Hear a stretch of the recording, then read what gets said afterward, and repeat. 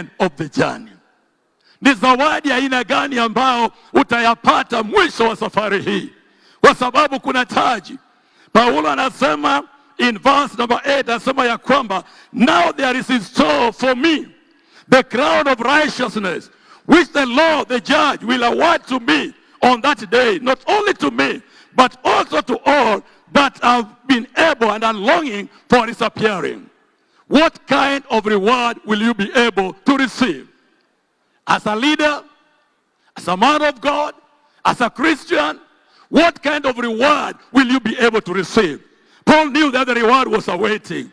Paul's faith shining so brightly that the darkness of the Roman jail could not put him down, because he knew that at the end of the story, there is a reward. Friends, I want to encourage us and tell us today, there is a reward for those who will finish this race well. Wale ambao watamaliza mbio hii kwa hali ya usalama, wale ambao watakimbia mbio hii na watamaliza mzuri, kuna zawadi ambao itapata kuangoja. But it's very important to be able to understand what kind of reward are you waiting for.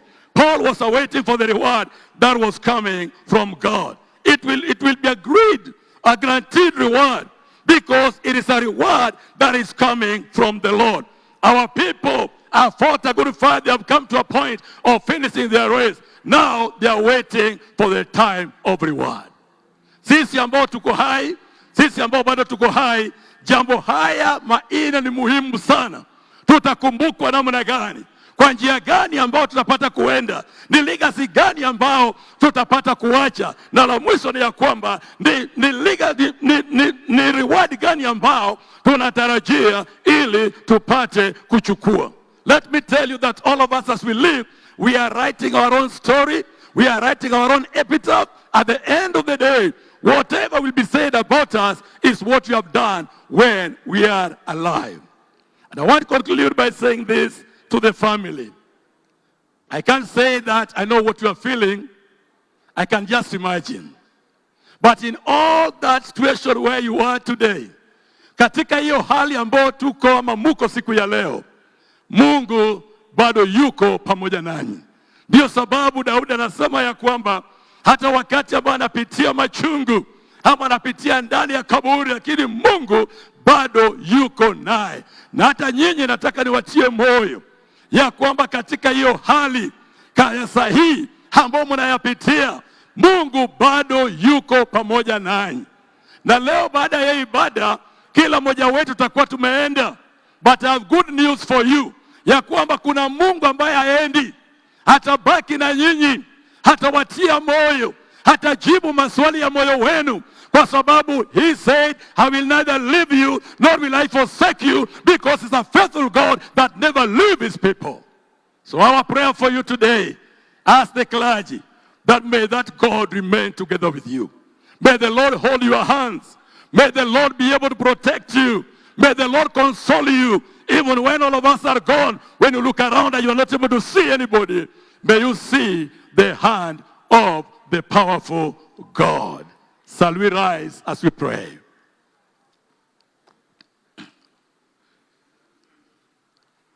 Tungependa kwanza tupate kuomba kwa ajili ya jamii, na pia katika opportunity kama hii tungependa pia kuombea nchi yetu, hasa wakati hii ambao tunayaelekea. Let me pray for the family. Mighty and everlasting Father, we thank you. Even this moment, you know it and you are aware, because there is nothing that has been hidden from you. Lord, as we gather today, in the last moment that God, my Redeemer, we are sending off our brothers, our sisters, our fathers, our friends. The families are standing before me here today. Lord, my Father, all of us shall be gone by after this. But Lord, the good news is that, Lord, you say, you neither leave nor forsake your people. Our prayer that, Lord, you may console with this family. You alone know what they are going through. You alone know the questions that are in their heart. Lord, this afternoon, King of glory, stretch your hands upon them. Even the children that do not know what is happening today, Lord, you have the answer that you can be able to give them. Lord, we join together as clergy. We lift the families to you. That God, you will be able to make them stand strong. That one day they will also be able to stand with others as a form of comfort. We thank you because you are going to do it. We thank you because you are our God. We thank you because you are faithful. Blessed and honor be to your name. And in the same point, Redeemer, we are standing here as a nation. We are lifting our nation before you. We have lost a leader. And because you have lost a leader, as a nation we are mourning. Console together with us. Encourage together with us. We are lifting our nation to you. We thank you for our president. We thank you for our deputy president. We thank you for the governors. We thank you for the senators. We thank you for the cabinet ministers. We thank you for the members of parliament.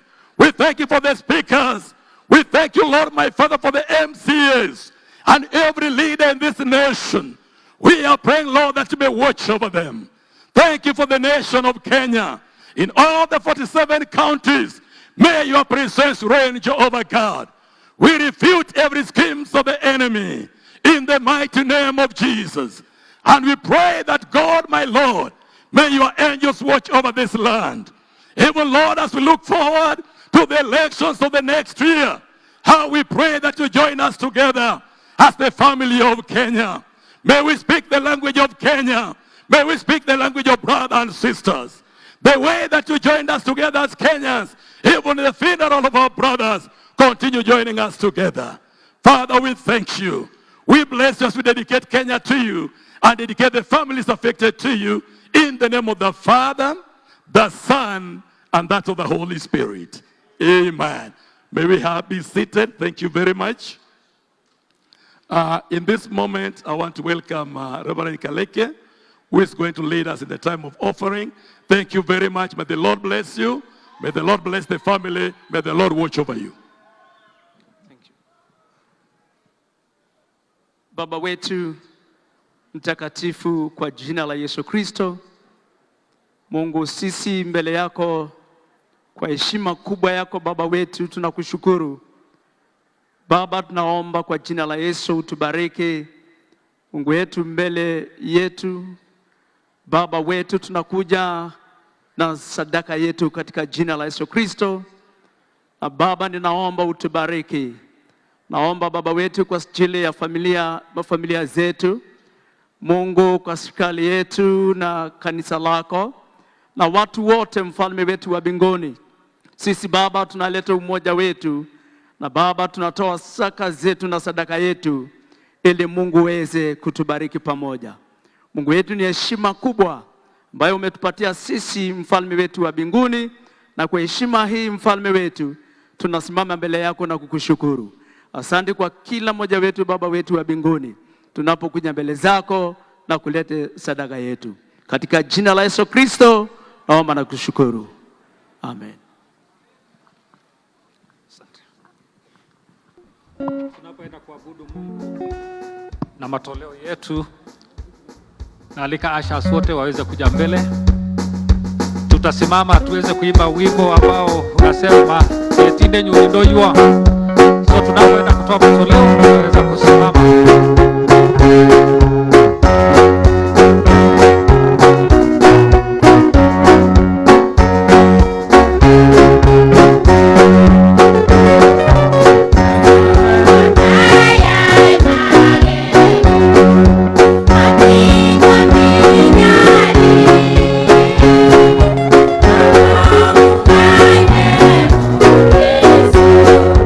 Así va a vivir.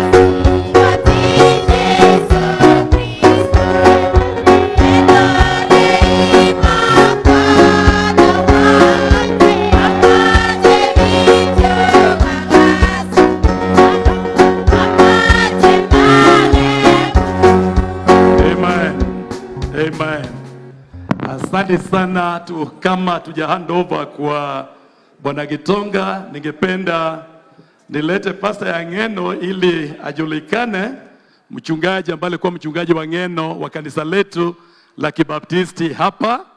Huyo ndiye alikuwa mchungaji, ni mchungaji wa nyumbani hapa, anaitwa Reverend Kimutai, ambao ndiye alikuwa mchungaji ambao ni ya Ng'eno.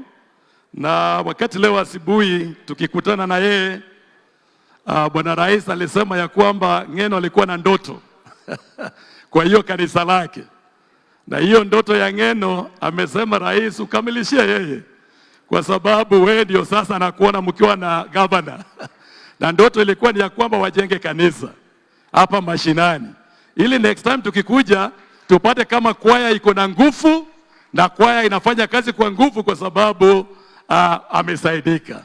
Kwa hivyo kwa niaba yake, tafadhali, thank you very much. Thank you. I want to hand over to Gitonga to be able to take over. Thank you very much. May the Lord bless you. Na mjue mvua iko, kwa hivyo kama wachungaji mtupeleke mzuri.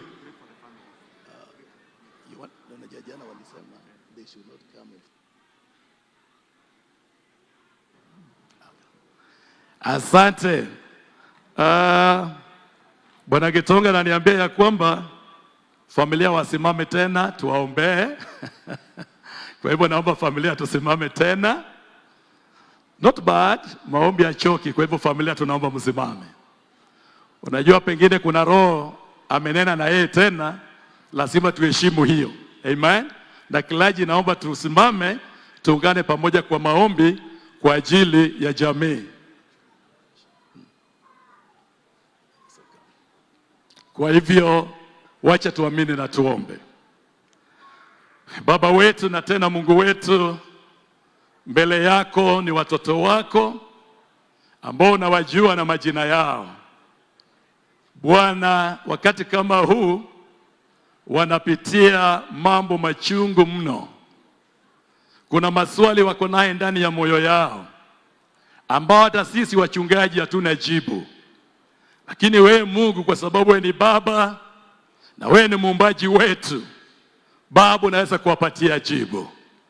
Tunaweka familia zote mikononi mwako, kwa sababu familia hii, jambo hili wapata kwa ghafla, kwa sababu Mungu haikujulikana itakuwa namna hii.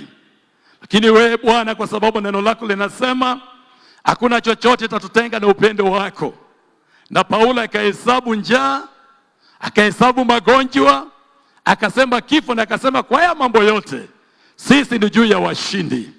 Naomba familia hawa wawe juu ya washindi kwa wakati huu.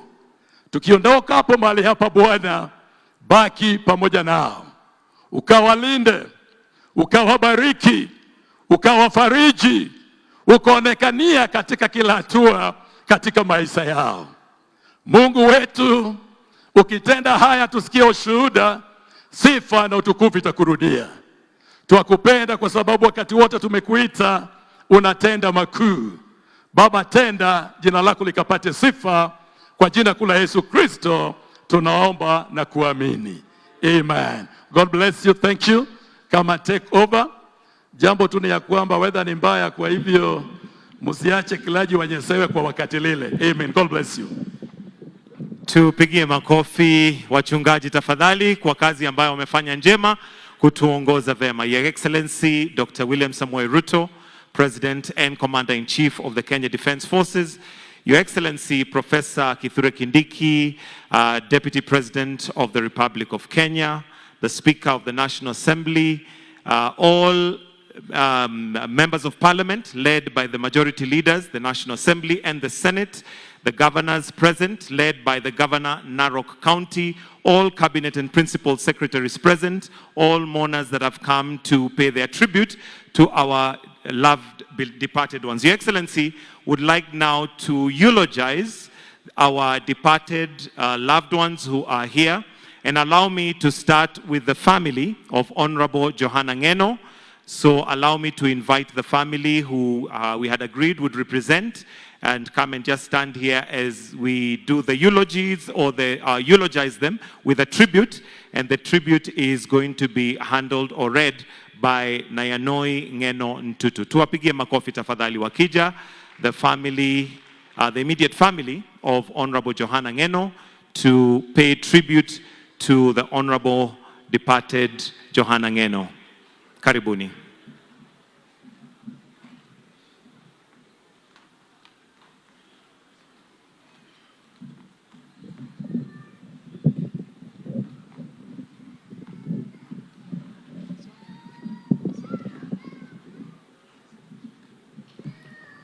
Good morning.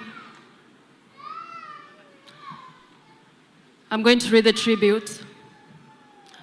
Penzi wangu Johanna, kuondoka kwako kumeacha pengo kubwa moyoni mwangu. Ulikuwa mume wangu, rafiki yangu na faraja yangu. Upendo wako utaendelea kuishi ndani yetu milele. Kama ilivyoandikwa katika Biblia, Ruth 1:16. Usinisihi nikuache, nirejee nisikufuate. Kwa maana uendako nitakwenda, na ukaapo nitakaa. Watu wako watakuwa watu wangu, na Mungu wako atakuwa Mungu wangu. Kwa mama yangu mpendwa, Mary, ujue nitabaki kukujali na kukuheshimu kama mama yangu mwenyewe. Kwa watoto wetu, Cheruto na Chesang, baba yenu aliwapenda sana na kumbukumbu zake zitaendelea kuishi ndani yenu. Na kwa watu wetu wa Dikir, asanteni kwa upendo wenu. Nitaendelea kuwa karibu nanyi na kuwasaidia kadri nitakavyoweza. Johanna, ulipendwa na utakumbukwa daima. Asanteni.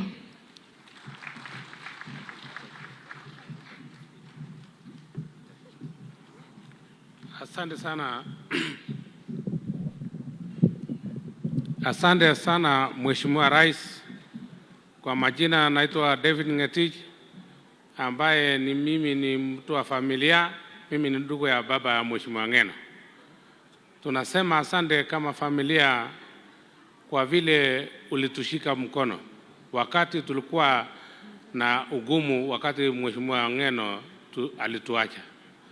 Tunashukuru kama familia kwa sababu ulitusaidia tangu wakati hiyo maneno ilipofanyika. Umetusaidia.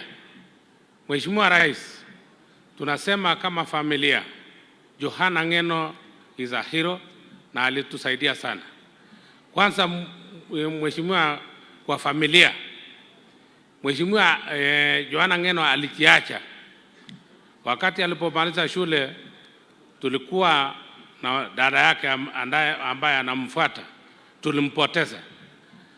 Hata yeye mwenyewe alijisahau na akakuja akachukua nafasi ya kusaidia watoto wa dada yake ambaye alituacha. Na alifanya kazi kubwa mpaka akasomesha hao watoto, na labda nitakuonyesha Mheshimiwa Rais, kwa sababu walisoma, waliwachwa wakiwa wachanga sana, lakini Mheshimiwa Rais, Mheshimiwa Ngeno alisimama na hawa na akawasomesha. Niko na vijana wawili hapa. Huyo ndio kijana mkubwa ya dada yake ambaye alifanya Ngeno hata asimame na familia. Kuna kijana mwingine hapa anaitwa ni ndugu yake pia. Huyu Johanna Ngeno alisimama na hawa na akawasomesha. Mheshimiwa Rais, hata kwa basari yake anawekaga nafasi ya kwanza kwa wale mahatima, kwa sababu wakati alikuja kuwa mtu mkubwa aliona watima kwa familia yake, na anafanya hiyo kazi kwa basari yake mpaka wa leo. Wakati utakapokataza mahatima, mtakosana na Johanna Ngeno. Kama familia tunashukuru. Kuna watoto Mheshimiwa Ngeno ya familia na ya watu wa Dikir ambaye maisha yao iko chini kidogo, na lakini wamesomesha watoto. Mheshimiwa Ngeno alikuwa na mabarua ambaye alikuwa napatiwa, na mpaka wakati huu mimi nafikiri hizo barua ziko ya kutafutiwa kazi. Na kwa vile Johanna Ngeno ametuondokea, Mheshimiwa Rais, utushike mkono na uangalia kwamba umetimiza hayo. Kwa mambo ya siasa, Mheshimiwa Ng'eno alifanya siasa, na ninakushukuru sana. 2022 mlipopatana naye, tangu kwanza 2027 ambaye alipigania kiti 2013 akapata kiti ya ubunge ya Emurua Dikirr. Hakuna tofauti, tunatofautisha Emurua Dikirr na Joanna Ng'eno. Tukisema Emurua Dikirr tunasema Joanna Ng'eno. Lakini wakati huu ambao tumepoteza Ng'eno, shika Emurua Dikirr, wasikie ya kwamba wako na wewe. Neno la mwisho ambaye ningelitaka niseme ni kuhusu mama wetu. Mama wetu Mary ambaye ni mtu wa Mungu, amekuwa akiomba kila wakati kwa ajili ya familia, kwa ajili ya constituency hii, kwa ajili ya kaunti yetu na national government.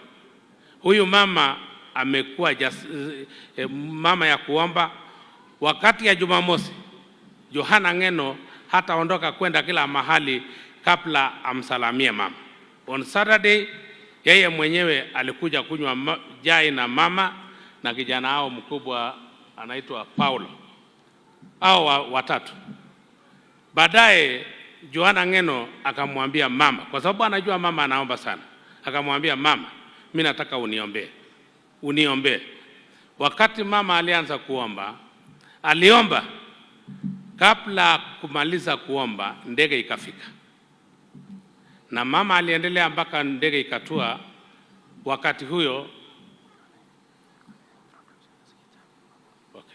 Wakati huo ndege aliposhuka, mama akamwambia, kumbe ulikuwa unaniambia uniombee na kumbe ulikuwa na safari.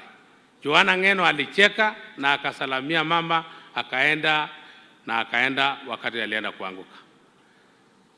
Mheshimiwa Rais, mimi nataka tu kwa nafasi hii ndogo niwaonyeshe watu wa familia. Huyu ni Mama Mary ambaye ni mama ya Mheshimiwa Ng'eno. Mimi nafikiri unamjua sana.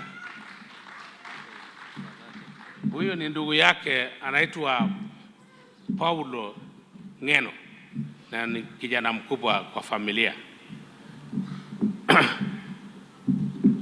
Huyu ni dada yake anaitwa Sara. Mheshimiwa, yule mama ya hivi vijana wawili, mkuja hapa mbele kidogo. Pole kuja. Yes. Mama ya vijana hao wawili ndio Ng'eno anamfuata, na hao ndio wanafuata Sara. Hawa ndio watu wa familia, tuko na familia kubwa, lakini hao wamekuja mbele ndio nimesema niwaonyeshe. Mheshimiwa Rais, tunashukuru na tuko pamoja na wewe. Pamoja na wewe na ushike familia. Labda ingawa mama ni mkongwe, labda anasema neno moja ama maneno mawili. Karibu.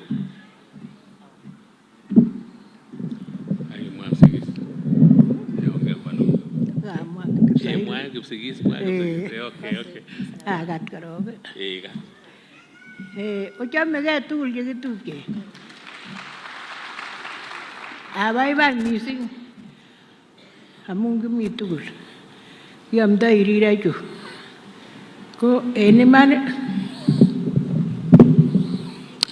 kwalakwa nenyaran mising en taitab Jehova amun besiet nekiwendi Joanna ko kwendi banda age ko king'et konyo lomi akole soiwon ko saenyu kotam asochini kila tugul ko koboto serikali. Asa kole ui komie. Abore tamoe kochun ndegeit. Asa ne kora abore katar saet kuribi mbebe ng'wony.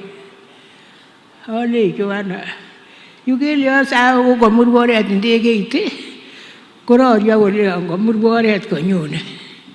Ale ba kobure saet katakekas kole makakas Jehova ne ko kiana ole kikas Jehova amun matin kotulen ndegeit ko kase ako kamomwochini biik amwochini Jehova ko chekitupche kainetab Jesu. Ale ak biikab Tigiri kongoi mising kakatak kikoyumak Jehova ak Joana. Kikoyumak ine mising kokotok emoni ako Joana. Ara ko kongoi en akwek akotok tugul ale kongoi. Kokinokomochini President Arap Ruto komomondo ng'echeret en konyu.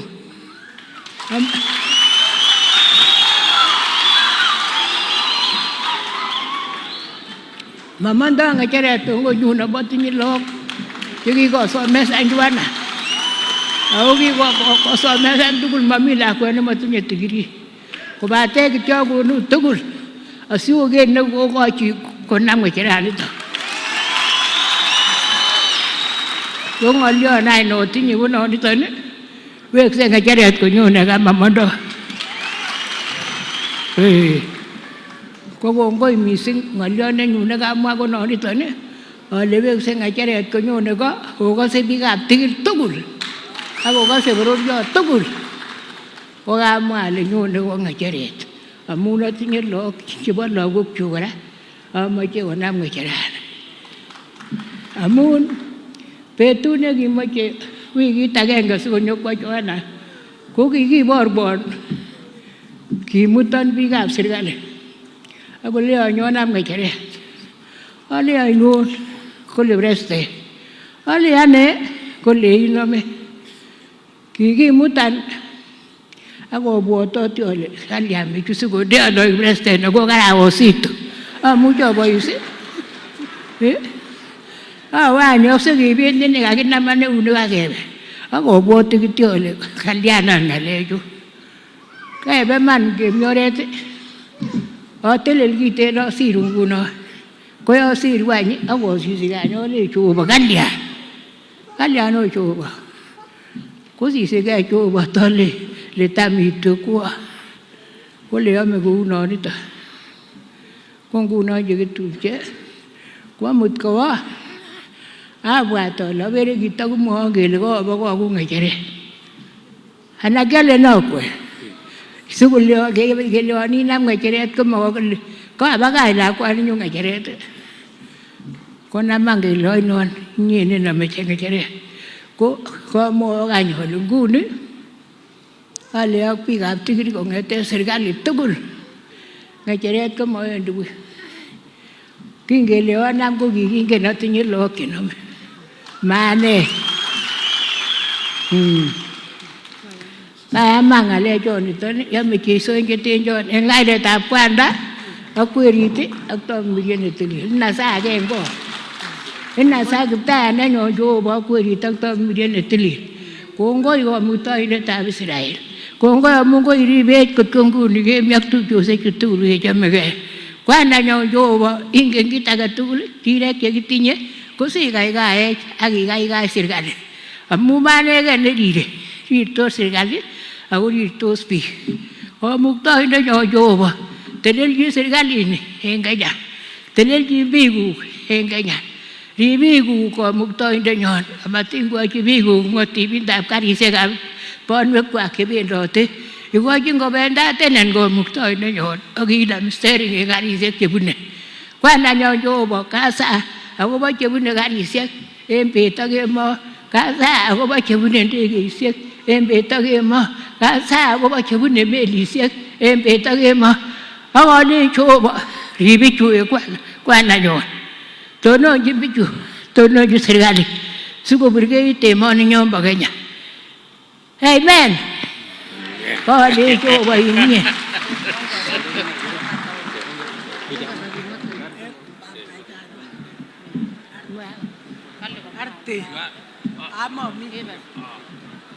Huyu ni dada wetu mkubwa. Okay. Sasa Mheshimiwa Rais,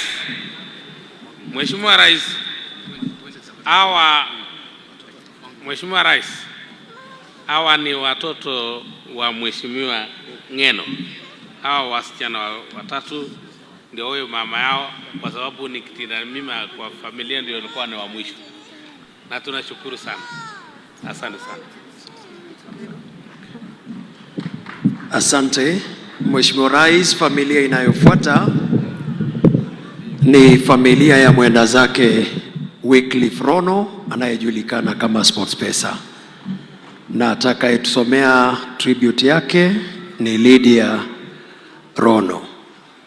Karibuni.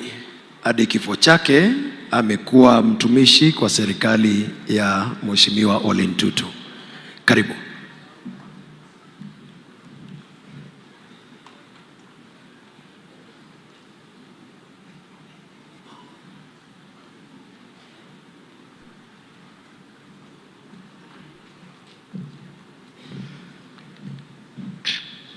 Good morning.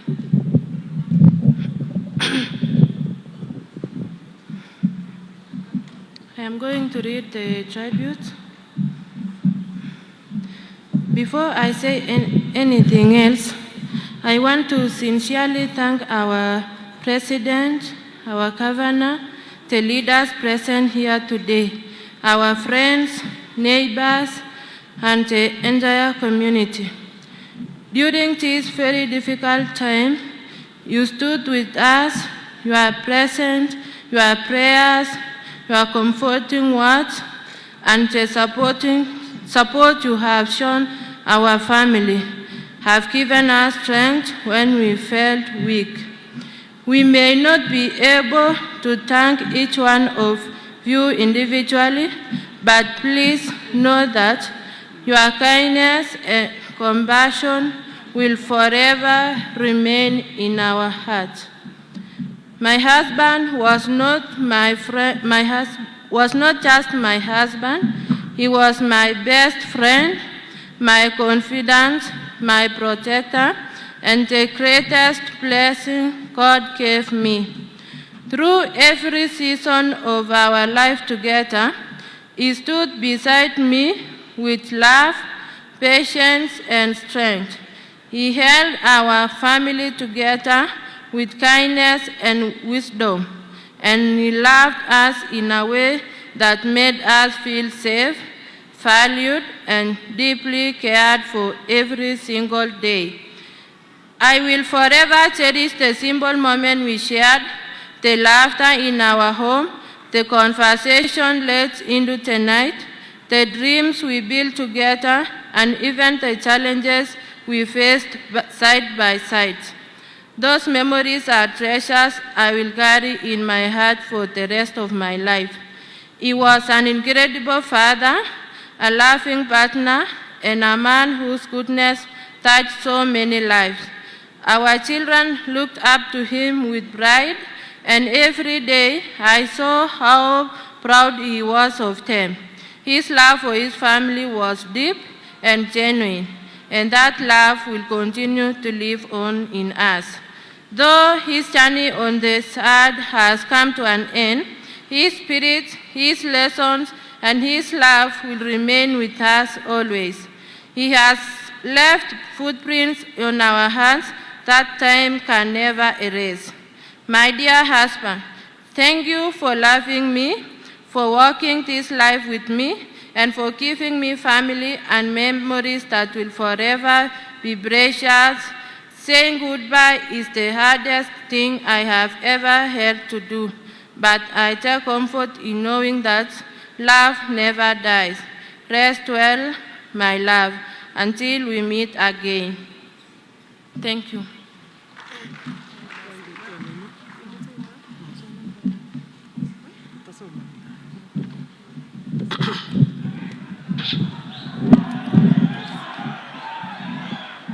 Amwae Nipsigis.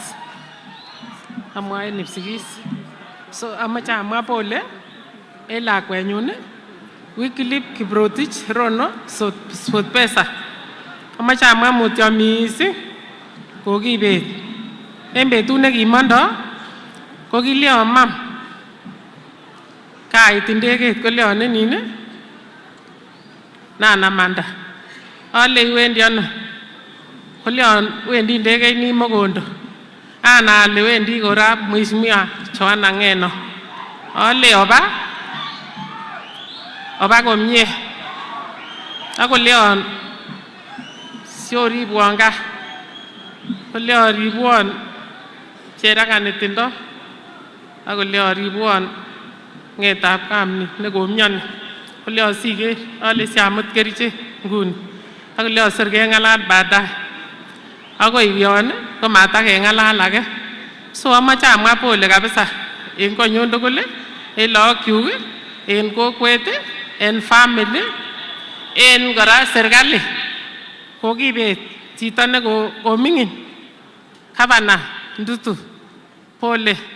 Kokibet lakwet nekomi twa, neko chorweng'ung, kotupche, lakini mamech kiy sikotoretech Jehova. Gavana, sikotoretech oker nafasi nekondewon chepyosaninyin sikoribwon lagok ak korib babanyin ak koribon ot akane. Lakwenyun ko kikoiman borto, lakini kiibwon kerichek chebo 3 months. Ateben alenji keibwon kerichek chechang, koleon ane ko sabari. Ko kongokokwo ko kwanai ale kikiborchi. So amache amwa pole kabisa Mheshimiwa Ruto, President nenyon, sirikyech ak inaech ak kokonech okot kiy netakotoretech mengech bichu kobokokwon chichi. Kwamwa kongoi en support nekokonech. Kongoi. Abwatite yo.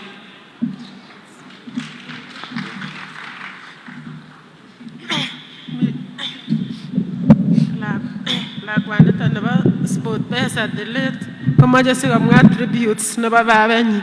So kimwoe pole en my brother. Ko noton nekokitiengei, nekokikusini kong en gaa. Kwamwa ale anege mongen ale amuche sabarini siotoret okot mama nekikoim borto. Mami chi age en gaa netinye okot kasit age tugul. President, sikere lagok chekakibakach sport pesa ko chemengechen, che neo kobo grade 2 ak neming'in kobo 2 months.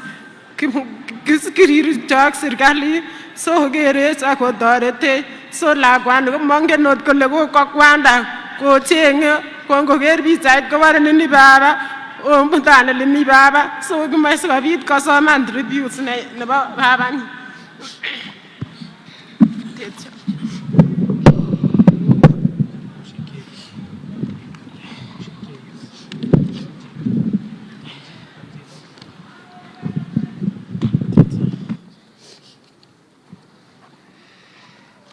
My name is Sasha Chepngetich. Greetings everyone. On behalf of my brothers and sisters, I stand here with a heavy heart as we say goodbye to our beloved father. Dad was our protector, our guide, and our greatest support. He loved us deeply and taught us to work hard, stay strong, and trust in God. Though our hearts are broken, we are grateful for the love and lessons He gave us. We promise to live by the values you taught us and make you proud. Rest well, Dad. You will always live in our hearts. May your soul rest in peace. Thank you.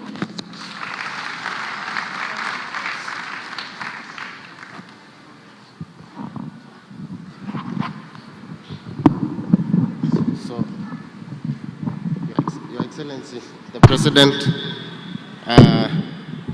these are twins, the two children, Wycliffe's twins. There are 4 in total. The rest are still young, and the youngest is 2 months old. She's at home. So Lydia here, the widow, she's a graduate of agricultural economics. and she's still jobless. She secured the public service internship program, which she was to start February. But because she's still on maternity leave, she's still at home. So maybe, Mr. President, you can give an order that she be employed permanently there and to assist these children. They are still young. Otherwise, Wycliffe was the breadwinner of the entire family. She's the only one who was employed. And he has been assisting mom and dad here to educate the rest of the siblings. So this family is hardly hit, and we ask for your assistance. Otherwise, we are grateful for the support you offered.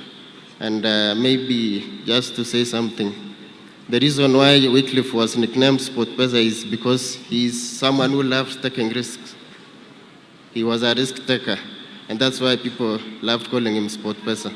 So up to there, we are grateful to everyone for the support, the government, the county government through the governor, and he was employed by the TSC. But when Governor Tutu was elected in the year 2022, he took him as a protocol officer. And that is why he was working till his demise. Thank you. Thank you, everyone.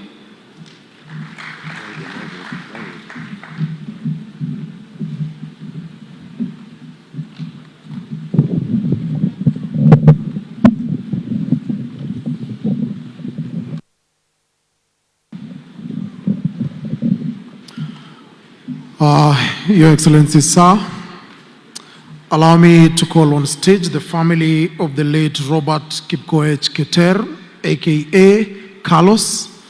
And as they come on stage, the family will be represented by Kilelson Mutai. So allow me to call them on stage kindly. The family of the late Robert Kipkoech Keter, aka Carlos. It should be noted that Carlos began his teaching career, of course, at Kaboson and as well all the way to Kaplong. And as well, Your Excellency, during your reign as the Deputy President of the Republic of Kenya, you also had a chance to serve in your office, of course, as the protocol officer, which he did with loyalty and excellence. Karibuni sana.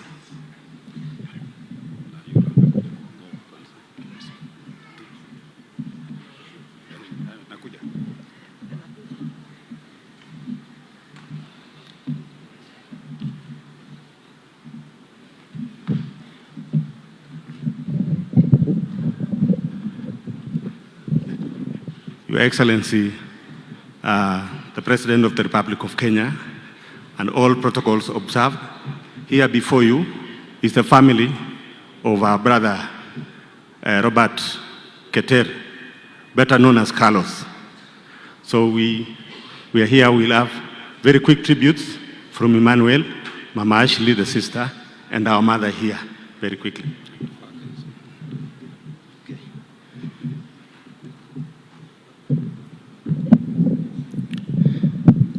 Today, we gather with heavy hearts to say goodbye to our beloved Carlos. To us, Carlos was not just a name. He was a pillar of our family, a source of our strength, love, and guidance. Carlos had a heart full of kindness. He cared deeply for his family and always put others before himself. Whether it was through his words of advice, his laughter, or the smile where he showed up when someone needed help. Carlos made a difference in our lives. As a family, we will forever cherish the memories we shared with him. The conversations, the smile, the moments that brought us together. Though he is no longer with us physically, his love remains in our hearts forever. Carlos, you will always be remembered and deeply missed. May you rest in eternal peace.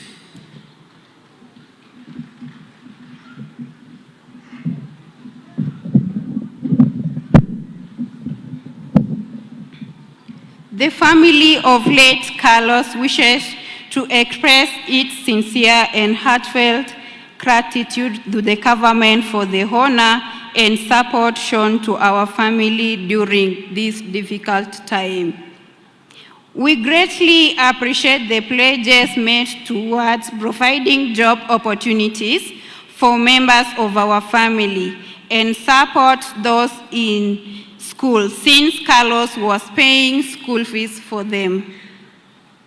This gesture has given us hope and reassurance as we face the future without our beloved Carlos.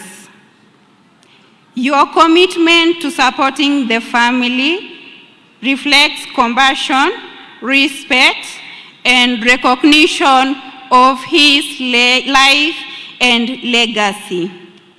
We are also deeply thankful for the support extended by the government in ensuring that Carlos received dignified and decent send-off.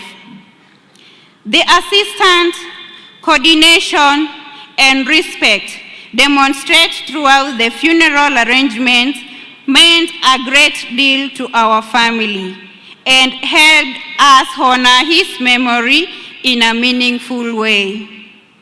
On behalf of the entire family, we extend our profound appreciation for kindness, solidarity, and generosity shown to us.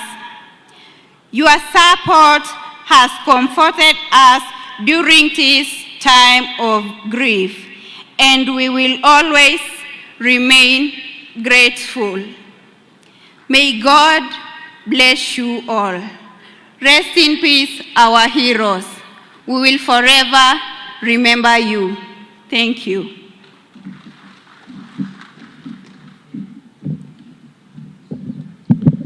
Nekonyitot President William Ruto, nekonyitot Governor nenyo ak kandoik tugul chemiten en kwenunyon, amwoe mutyo mising en werinyun netai Carlos. Carlos ko kokecheyat nekararan en konyun.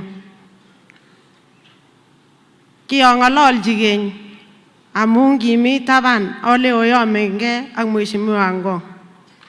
Ko koakoyanan o koakochomyo. Amwoe kongoi en noton amun kikesunen banda Changina. Changina ko kokwenyon. Kibur tuan mpaka nekit saa 10 nebo kemboi. Ako kingoitu kinyoketoche konyebut chego en sotet agenge. Ami kityo kakwonge ng'alek chekimwa en betunoton ak elekiburto biik amun kiaker ak awe taban o moru betunoton. Asubuhi konyo kee chaik tuan ak koleon mama katwe kwa Mheshimiwa kibendi safari. Ale sawa ye chaik. Ako mwon any project nekotesetai en konyon nekinam en betunoton. Konam project nekobakach nemongen ale tore ng'o. Kiwo komokeswon ng'alekab project noton. Kilyon kityo testai ilul ketik ak koyomis nekibete ketichoton. Akomanda werinyun koit biik chechang kokatkei tugul. Kotokomi ko kochun ndegeit. Alei mama kait ndegeit. Kobakach chaik kole babanywan ongesa. Kosa ak kokochi sirutiet ak kekochi soisere sait noton. Akwo werinyun matakowek. Mutyo mising. Lagochu chok tugul kokoruiyo. Mutyo Ngong. Mutyo lagokyok. Mutyo ru komie Carlos. Koayan ale koiwe. Amwoe mutyo. Kongoi ru komie.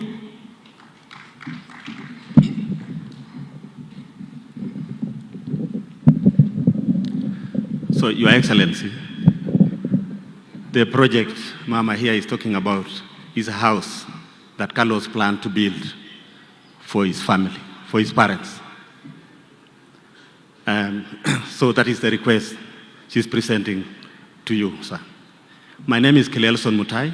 I'm the first cousin to the late Carlos. You know, Carlos had a way of messing with all of us. He arrived on Christmas Day in 1988. So even those who didn't know him celebrated him in their own way. And here today, we also celebrate his passing. He's such a great man. Like I said, he was the hope. He was the hope of this family. And he really represented hope and the future, not for his family alone, but the entire Mariaria family where we come from, and Basuetech people wherever they are. They all mourn. So for that reason, we are grateful for those that supported him in his life. As you see, he graduated from Moi University with a bachelor's degree in education in 2015, but could not collect his certificate until 2013 because of fees, for which we are grateful to Mheshimiwa Kipchumba Murkomen for clearing his fees. He will tell us how much it was. He cleared his fees and he was able to graduate, and he finally had his degree certificate at hand that enabled Johanna Ngeno, Mama, Kilele Ngongoi, Kotore Johanna Ngeno, Damu Gigitore Kunyor the certificate, Nebo University, Kunyo Kotore Johanna, Kogochika Asi, Danda Goto Mot Konam, Kilele Ngongoi missing to the family Ngung Mama, Okpik Tugul, and Unogona Mej, Mweshimiwa. Kilele Ngongoi Gora, Amun Kogo Walchi, Ke Sirchita sister. Promises Chegoge Gone Kenambichu. Your Excellency, these people are 9 now remaining. So you can see what these parents of us have done. This lady here is a nurse. The young man here, Emmanuel, is a second-year student at Chuka University, Embu University. Aaron is joining university this year. He's ready to join even as early as May, if facilitation is availed, and that is the request we are having. This is what Carlos was handling. Otherwise, Aaron Cheriot as well, he presented a lot of hope to him. Wherever I was with him, whenever he had issues, he always called Aaron Cheriot, the majority leader. And we are very grateful that he always gave hope to him as well. So for everybody else, we say thank you in a very special way. We really mourn. That guy had a future. That guy had a future. I used to question him actually. Kita moleni, kali asing itanyengong. So finally he called me and finally, the last things he did, which surprised all of us, he said he has agreed to work with Johanna Ngeno. He will fight all the fights with him. I'm sure those who follow on social media, you saw that. But he also said that he is now standing for only 2 things in this world: for the truth and to prepare himself for Kipsengwe. And that is what happened. So that gives us comfort that he did those things and he has gone and he has rested well. Otherwise, we believe that upon graduation from Moi University, Your Excellency, the next school that he went to is the Ngong School of Leadership. He was the last entrant, I believe. Which school I hope and urge that when this university we have talked about, you promised to give us here, is established, we'll have a very huge department called the Ngong School of Leadership. Thank you very much and God bless you.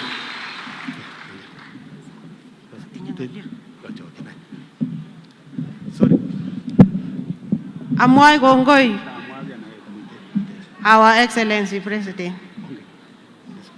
Ingengalos, Kimi Ofisingo. Amoy Gongoi, Murkome. Gongenge Gabisa. Augita Retuan and Elegioi. Amoy Gongoi Kapanan Tutu. Amoy Gongoi Senator Cheriot. Gongoi Missing. Motesi Nigi. Thank you very much.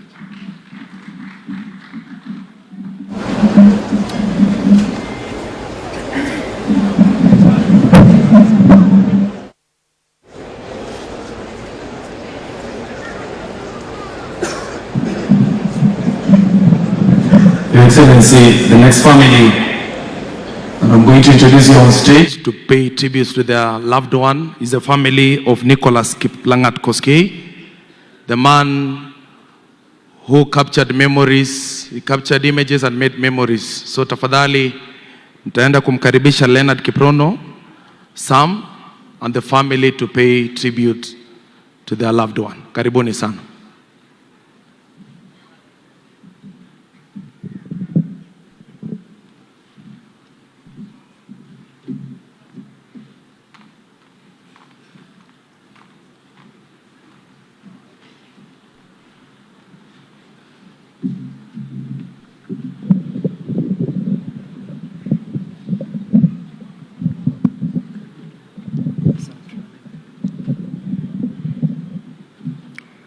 Mr. President and the Deputy President and all protocols observed, good afternoon.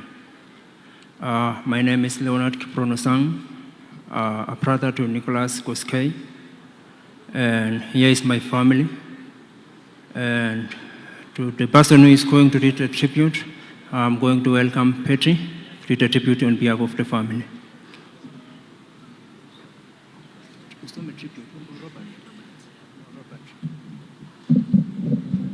Mr. President and all protocol observed, I'm Bet Kemtai, Nick brother, and I'm here to read for you tributes. We together, heavily hearts to mourn the loss of our brother Nick Koskei, the pillar and the sole breadwinner of our family. Nick was just a brother, son, and a friend. He was our provider, our protector, and our greatest source of strength. His hard work, dedication, selfless sacrifice kept our family going. He carried our hopes on his shoulders and never complained, always putting us before himself.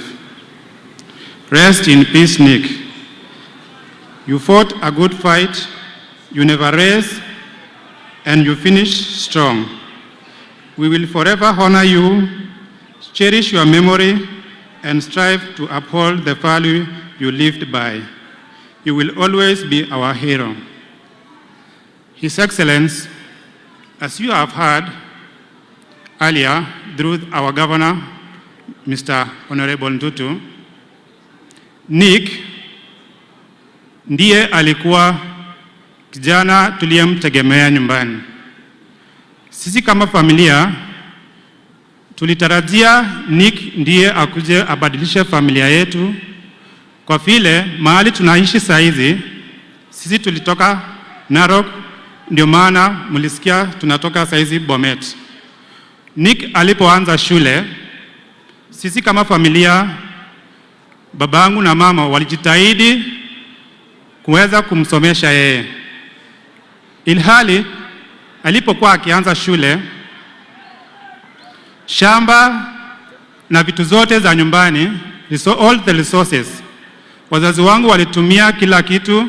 Tuliuza shamba pale Narok hili tukakuja Bomet. Mahali tunaishi saizi Bomet, tunaishi katika plots. We are there like squatters. And because all our resources we spend on Nick so that Nick to come and change our family. Baba yangu aliposikia ndege imeanguka, aliweza kuniita niende nyumbani. Tulipozungumza naye akaniambia kijana wetu ni kama alikuwa kwa hiyo ndege. Na sasa hakuna mahali tutaenda. The earlier week alikuwa amepigiwa na mwenye shamba mwenye tunaishi saizi. Shamba tunayoishi saizi ni less than a plot, 3 of a quarter. Alipigiwa na huyo mwenye shamba akaambiwa atume pesa juu hatujawahi maliza kulipa hiyo shamba, kwa sababu pesa yote ya shule baba yangu aliuza hiyo shamba ya Narok ndio aweze kumlipia. hadi saa hizi imekuwa ni huzuni juu mimi kama brother yake mkubwa tuna rent nyumba. Babangu aliniita akaniambia, sasa saizi Nick amepotea, amefariki.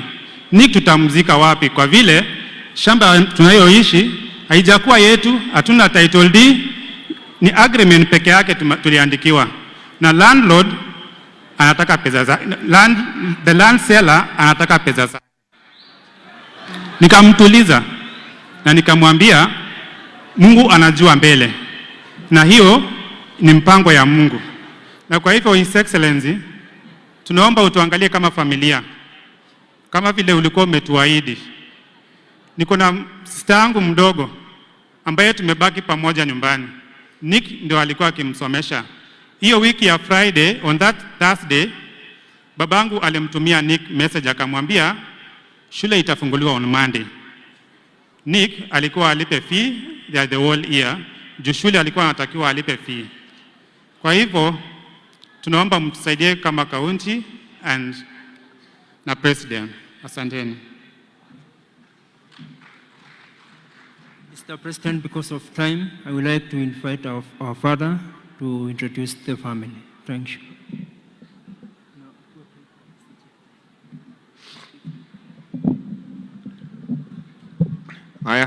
Your Excellency, the President, sitaki kuongea mengi. Mongolole chechang tam gelelen kile kitindo garik ako makitindo konyek. Amwoe kityo Your Excellency ole kere ngwony elokonoren kichana ndono nyunet. Akonorie keter. Igere Bwana Dutu, umekuja ukasema utapanga vile inatakikana. Sitaki kusema mengi, mtaona mali nitamshika huyo kijana. Asante. Asante sana.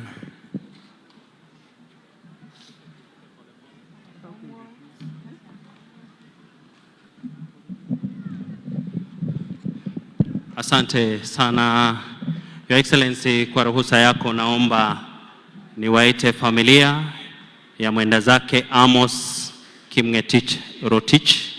Tafadhali kwa heshima waje hapa mbele kwenye jukwaa, nao pia wapate nafasi ya kupeana rambirambi zao.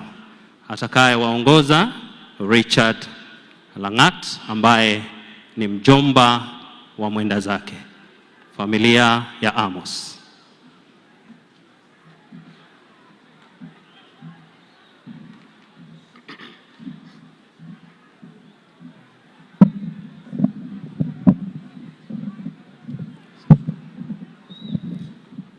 Okay, thank you.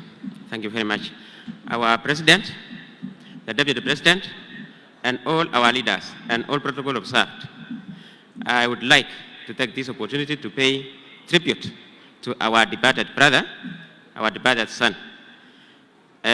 We are from the family of Amos Kimngetich.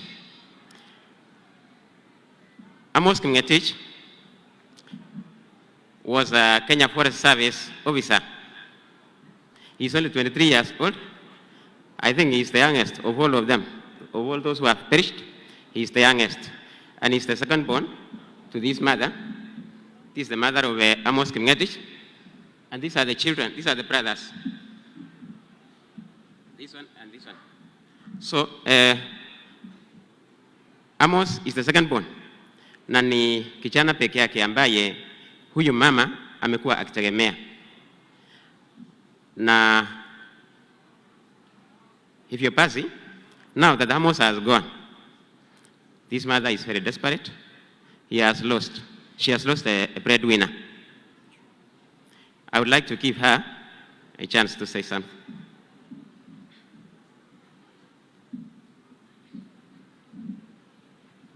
Asante sana Rais wetu William Samoei Ruto na gavana wetu Patrick Ole Ntutu. Wacha niseme kwa lugha ya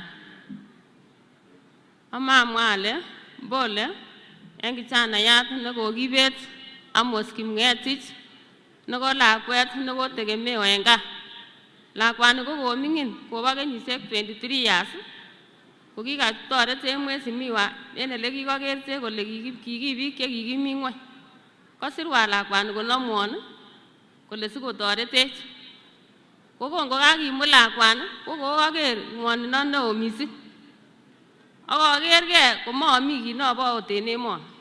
Nekolech Jehova ndakan imuti lakwani imutan amun kotoretindet inoni. Ang'etu sayai nee.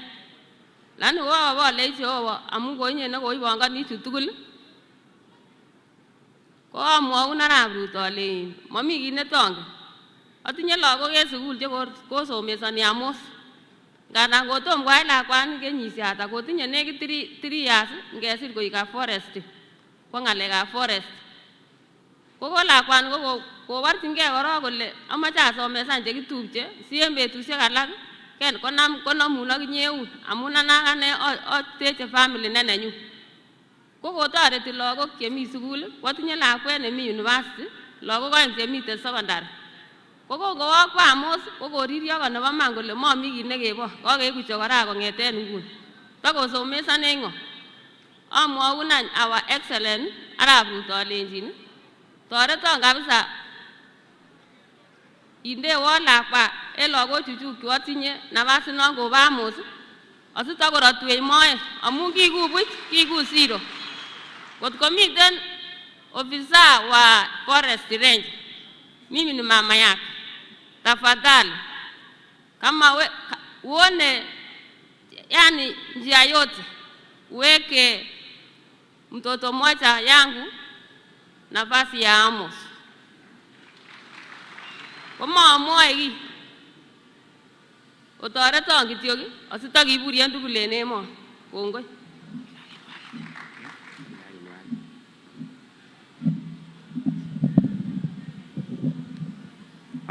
His Excellency William Samoei Ruto, His Excellency Deputy President Kithure Kindiki, and all protocol observed. I can say good morning. Brother to Amos, nasoma Kisii University, 1.1 student first year. Acha kwanza nisome tribute. Today we gather with heavy heart to say our final goodbye to our hero, beloved brother Amos Kimngetich. You are more than a brother, you are a friend, a guide, and a source of strength to the entire family. Your kindness, humility, and warm heart will always be remembered. Though death has taken you from us, memories we shared will live forever in our hearts.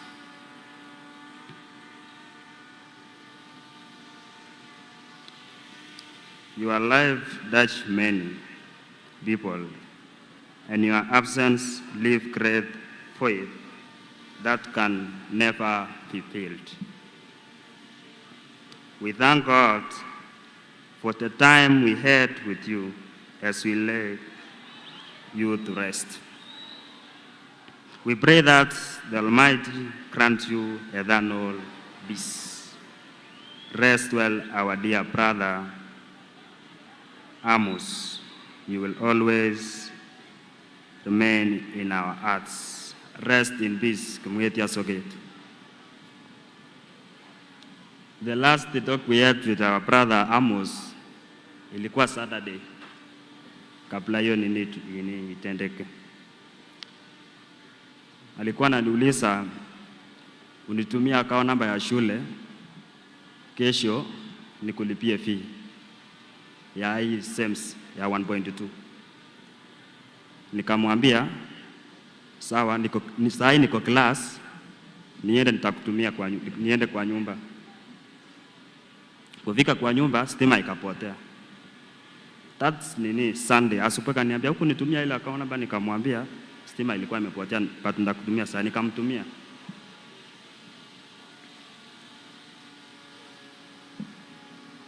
Niliposikia hivyo nikasema tu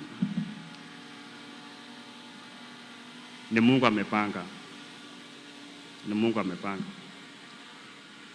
May you rest in peace. What I can say, you are the pillar of the family and nobody can fill the hole you left.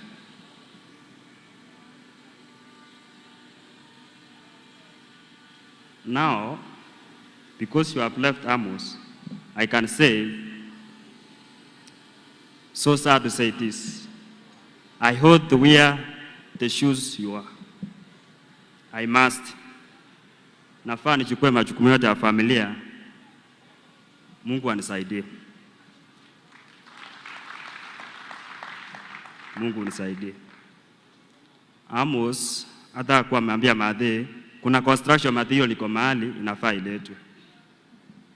Kuna construction material alikuwa ameleta mawe na nini. Hiyo construction material yote hakuwa amemaliza kuleta. So, asante. Okay, thank you. Mr. President, this mother is a single mother, anajisimamia.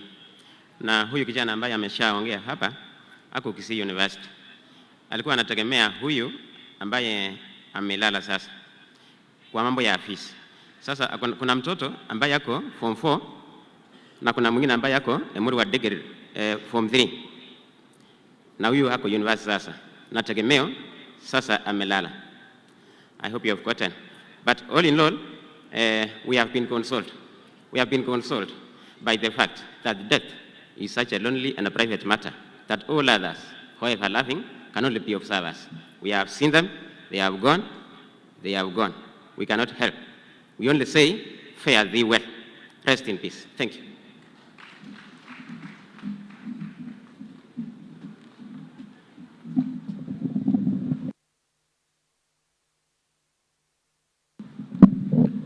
Tunaendelea kuombea kila jamii. Mungu awape faraja katika wakati huu mgumu sana.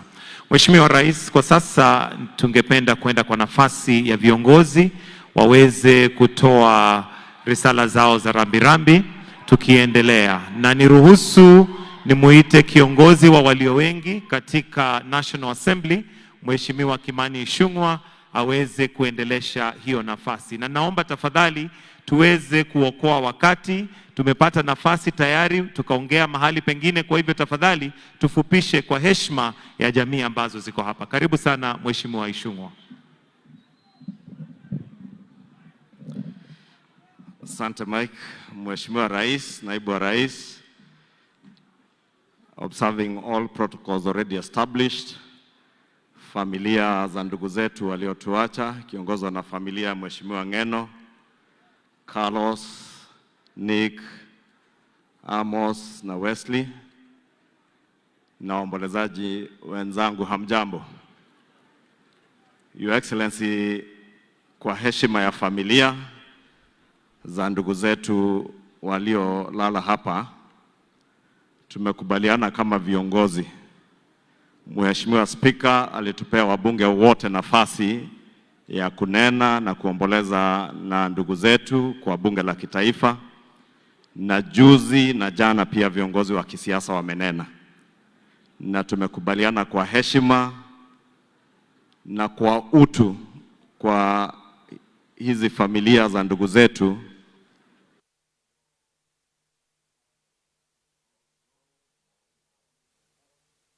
wa bunge la kitaifa na bunge la seneti. Tutakaribia hapa mbele, iko wimbo ambao tunaongozwa na ndugu yetu kiraja wetu Mheshimiwa Osoro, na ukiweza kuja na program yako, wimbo kwa program. Kwa hivyo kwa haraka sana tujipange hapa ili tuwafariji familia ambao wameachwa kwa huo wimbo, na kwa ndugu ambao tumeishi nao na ndugu yetu Mheshimiwa Ng'eno na viongozi wengine ambao amelala nao hapa. ambao wanafanya kazi nao, vijana wachanga na familia changa ambazo wameacha. Kwa heshima yao hatutanena mambo ya kisiasa. Tunataka tuimbe wimbo mmoja wa A Song of Brotherhood and Fellowship Together. Mheshimiwa Osoro utatuongoza. Haya.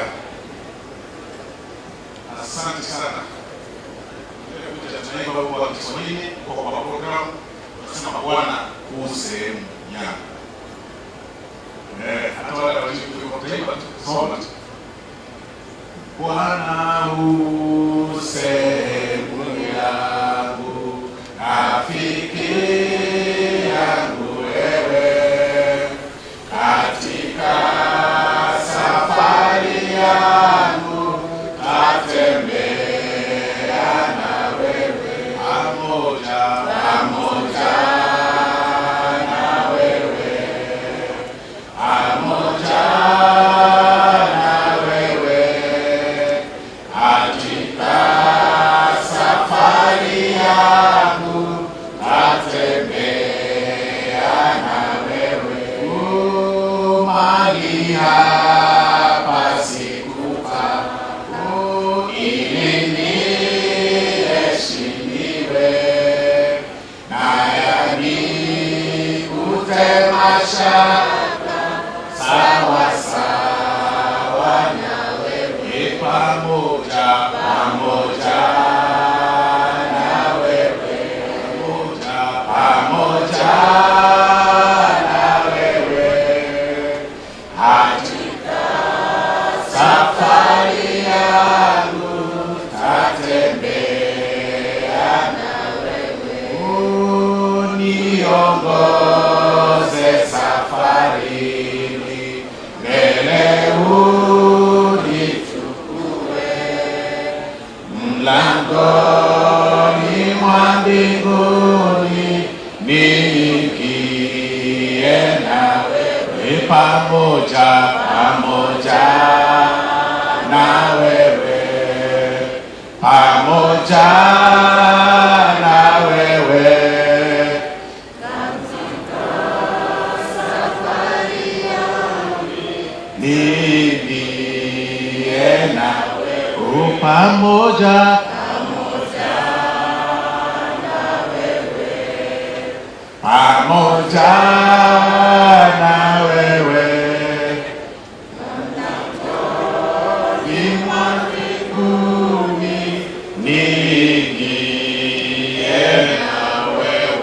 Seneta wa Uasin Gishu County, Mheshimiwa Mandago, keti chini. Seneta wa Bungoma County, keti chini. Mheshimiwa Ruto CPA kutoka kule juu Eldoret, Uasin Gishu County, Keses constituency. Sabina Sheke, special nominee or nominated member, Parliament Jubilee. Seneta wetu wa Nandi County, Mheshimiwa Cherargei. Mheshimiwa Sonko. Okay.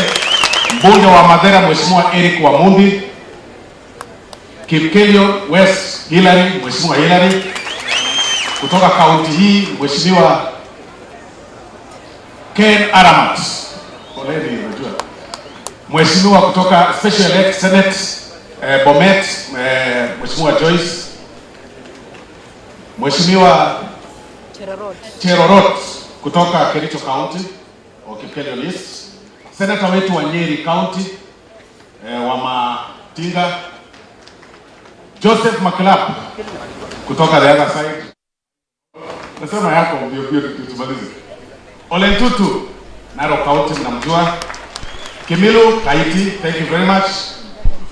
Mama wetu wa hii county, Agnes, asante sana kwa hilo, thank you.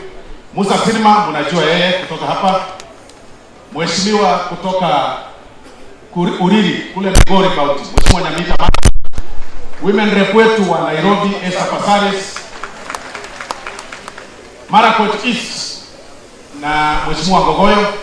Mama wetu wa county, Mheshimiwa Kangogo. Mama wetu wa county ya Narok, Mheshimiwa Reda Kantokei. Mama wetu wa county ya Kericho, Mheshimiwa Beatrice Kuresoi North. Mheshimiwa. Haya. Justice Kemei. Sigoi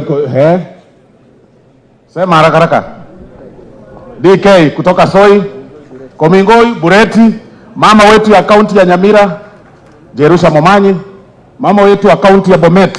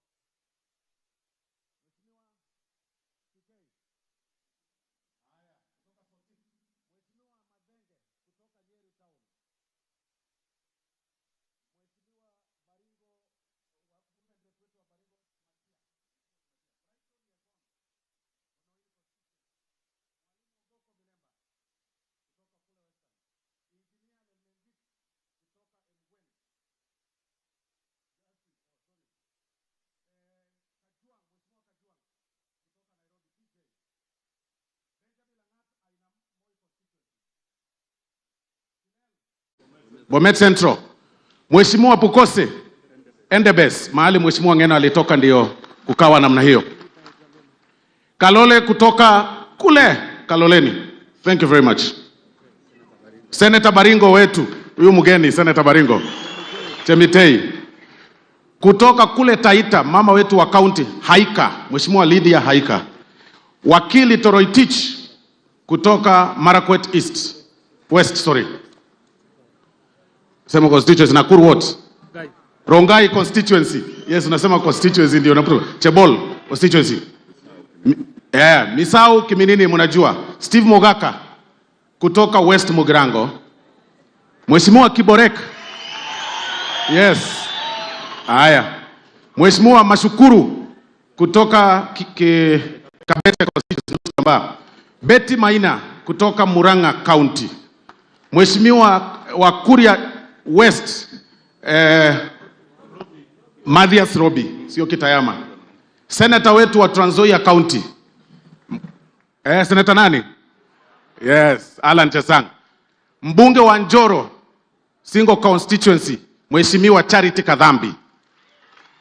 Mheshimiwa Alice Ng'ang'a, mbunge wa Thika Town.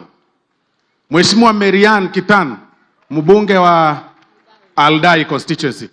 Daktari Daniel Manduku, mbunge wa Nyaribari Masaba. Mbunge wa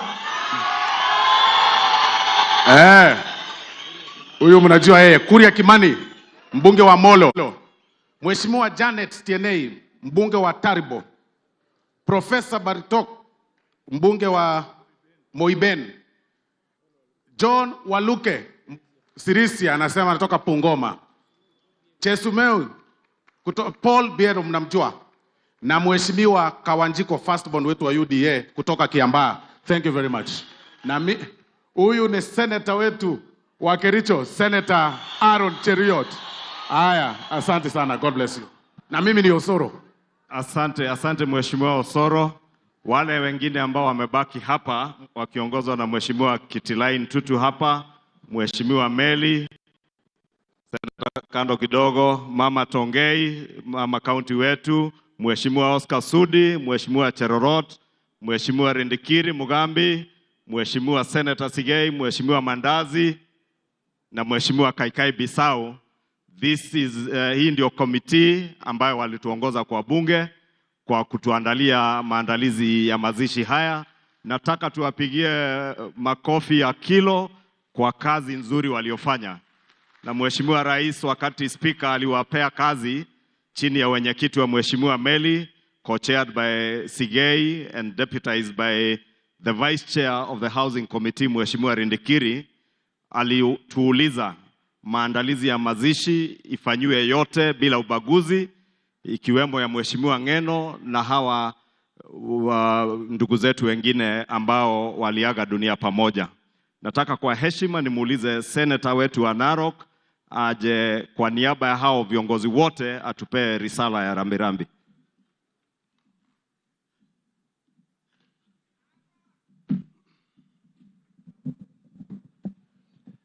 Your Excellency, the President of the Republic of Kenya, Your Excellency, the Deputy President of Kenya, the families of Ngeno, an extension, the family of the Ntutus, the families of Sport Pesa, a young man who worked for the county government of Narok, the family of Robert Kipkoech, Carlos, the families of Nicholas, the photographer, and the families of Amos Kipngetich.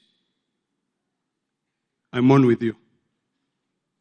You know, Your Excellency, kifo ni kitu mbaya sana. If there was a way we could have a conversation with God, ni kumwambie aachane na hiyo kifo. Because it takes the best of the best. Your Excellency, I'm very emotional because I knew Ngeno very well. I've written a small tribute to him, and which I want to read. And then I can say one or two words. And I want the students of literature to pay keen attention to my tribute. I know the speaker, I'm sorry I forgot to mention you, is a student of literature. And here it goes. If hell had a door, I would walk right back and get you, Johanna. Because your fire was never meant to go out this soon.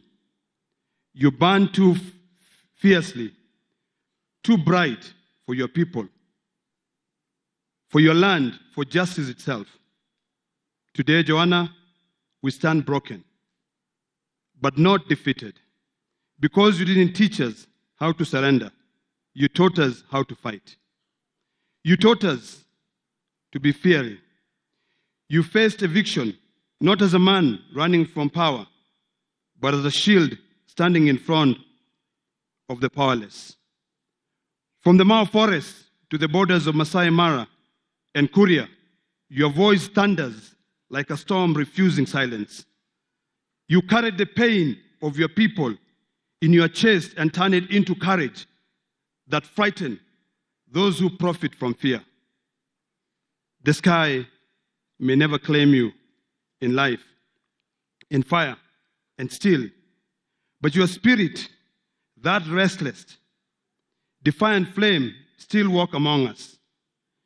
You have become part of every tree you fought to save, every child you now who knows what it means to belong to the land. Johanna, if I could, I'll storm through the hell itself and bring you back. But you wouldn't only tell me, don't keep fighting, keep standing. And that is what we'll do. Rest now, warrior. We'll carry your spirit into every battle left undone. To the people of Miredikir, Kimen Tongong, Pikit, and Neunokab, Kipsumiet, Menyata, Mirmiriet, Menyin en One. The spirit of Ngong lives in us. And we are determined to make sure that we fight for the right of our people. Your Excellency, I've come to appreciate the fact that life is so frequent. Today you're here, tomorrow you're gone. The most important is for us to work and fight for our people. Ngeno and I had some very interesting times together. When I was busy fighting for our people, he's busy fighting for his people. But there's one thing that I learned from him. Nothing would stop him. Your Excellency, these people of Emuredikir are a special lot. They are not the ordinary Kipsigis, you know. These are fearless people who have always fought for what they believe. They are fully educated, yet they are still behind. Your Excellency, I want to request you to consider fulfilling all those promises that Ng'ano had for his people. One, Your Excellency, and I will not be shy to say this, we have our brothers who are evicted from the Mau forest. And I participated in that without any apology to save this environment. But Your Excellency, we were supposed to compensate those people. I want to request you that we consider compensating those people. Give them a life. Recently, Your Excellency, there was a couple that trekked all the way to Nairobi wanting to see you. And I spoke to you about it, and you asked that the PS speaks to them. I want to plead with you to consider those people. I've also listened to these families.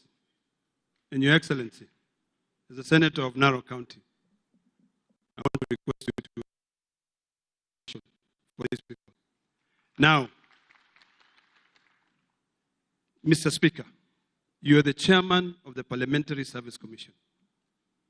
When we went to eulogize Ngong at his home, a young employee rose up and said, there's nothing as bad as waking up on a Monday and not going to work. The problem we have is that we care so much about ourselves. We line our pockets. We protect ourselves with good benefits in Parliament. But the moment one of us is uprooted out of this earth by God, every employee of a senator, of a member of Parliament, is left jobless. Mr. Chairman of the Parliamentary Service Commission, please remember the staff of Ng'ano. Find a way. And if there is a way in the PSC, you can pay them for the entire 5-year contract. Because when Ng'ano gave them that contract, Kimani, when Ng'ano gave them that contract, they were assured of staying for 5 years. So I really want to plead with you to consider them. Finally, Your Excellency, we came by road. The roads here are dilapidated. Please consider, and in fact it was very funny because when we were passing through Bomet, someone stopped our car and said, hii ndio barabara ya kwenda Singapore. And ndio inaenda kwa waziri wa barabara. And we told them, no, we are making strides. So I would like to request that you consider helping us so that these roads, hata ile barabara, ile daraja ilitengenezwa juzi, imeenda tena na maji. So that at least our people who are left behind can be able to continue supporting. This county of Narok and Bomet and all the neighboring counties here are industrious. When you walk around these areas, you see economic development. You see milk in the streets, on the road. You see people carrying fodder. But the problem is that the roads are so dilapidated, they cannot be able to get that food to the market. I want to end by saying we will miss Ng'ano. And I think the clergy here, you need to teach us on how to have a conversation with God to suspend death. Thank you so much. Asante Senator wetu wa Narok. Nataka dakika moja tu mama wetu wa county, Mama Tongei. Your Excellency, the President of the Republic of Kenya, Your Excellency, the Deputy President, the Right Honorable, our Speaker of the National Assembly, the families of the bereaved and all protocol observed. Bwana Yesu asifiwe. Your Excellency, yangu yatakuwa machache sana. Unajua Your Excellency, tunaposimama hapa tumepoteza ndume. Na Your Excellency, unapozungumza juu ya Emurua Dikir, huwezi zungumza juu ya Emurua Dikir bila kuzungumza juu ya Ngong. Sisi kama watu wa Narok County, in fact Ngong was a brand. Na yeye hii brand alijitengenezea mwenyewe, akasimama na watu, akatoka Emurua Dikir, akatoka Narok County na akaenda Kenya mzima kama kiongozi wa nchi ya Kenya. Your Excellency, niko na maneno matatu. Kuna jambo ambalo watu wetu hapa wamesema, kuna mashamba watu bado hawajapewa title deeds. Na Your Excellency, wamesema Ngong vile aliondoka, yeye ndiye alikuwa title deed yao. Nataka kuomba Your Excellency, hiyo title deed imaliziwe watu wa Emurua Dikirr ili waweze kukaa vizuri, kila mtu awe na karatasi ambaye inastahili kuwa, kwa sababu hiyo ndio right ownership. Jambo la pili, Your Excellency, ni mambo ya pesa ya kina mama ambao uliniahidi wakati ulikuwa katika ile development tour Narok County. Your Excellency, mimi nataka kukuomba kwa heshima siku ya leo tumalizie hiyo mambo ya hawa kina mama wa Emurua Dikirr, kwa sababu walishinda wakiuliza hiyo pesa iko wapi. Your Excellency, nikienda kumalizia, sisi kama watu tunapolia siku ya leo, tunataka kuomba hawa familia waweze kusimamiwa ili waweze kuendelea vizuri, maisha yao iendelee vizuri, kwa sababu wamekuwa na shida mingi, kwa sababu dependence wa familia hizo simeondoka. Mimi sina mengi kwa sababu masaa imeisha, lakini nataka kusema familia zote, watu wetu wa Emurua Dikirr, watu wa Narok County, poleni sana. Mungu atufariji na Mungu atupembeleze. Mwisho kabisa, tunapofanya hii investigation, Your Excellency, watu waliomba kwamba tuweke mtu mmoja wa Narok County ambaye atakuwa macho ya hii familia, ili tunapofanya investigation ya hiyo ndege iweze kujulikana, ili watu wa Narok pia wapate hiyo jawabu ambaye ni nini sababisha hiyo ajali ya ndege. Mungu awabariki sana, tunawapenda, asanteni sana. Asante mama wetu wa county. Tawauliza Kiti Peter na wabunge kutoka Uganda wenye wako, tafadhali msimame, we appreciate you. Vile mlisikia hao wabunge wengine, Chelogoi Geoffrey, Kitio Patrick, Sakaja Martin, Chesol Tom, Honorable Sange Jacqueline. Hao wote ni wabunge kutoka nchi yetu jirani ya Uganda. Tuwapigie makofi kwa kuja kufariji familia ya Mheshimiwa Johana Ng'eno. Haya, Kiti kuja basi usalimiane. Kwa niaba yao Mheshimiwa Kiti asalimie. Naambiwa Mheshimiwa Ng'eno, ile kazi umeona ya artists wa Kalenjin ambao walikuwa na support, ameenda mpaka Uganda kusupport artists wetu wa Kalenjin ambao wako pande ya Uganda. Karibu dakika moja.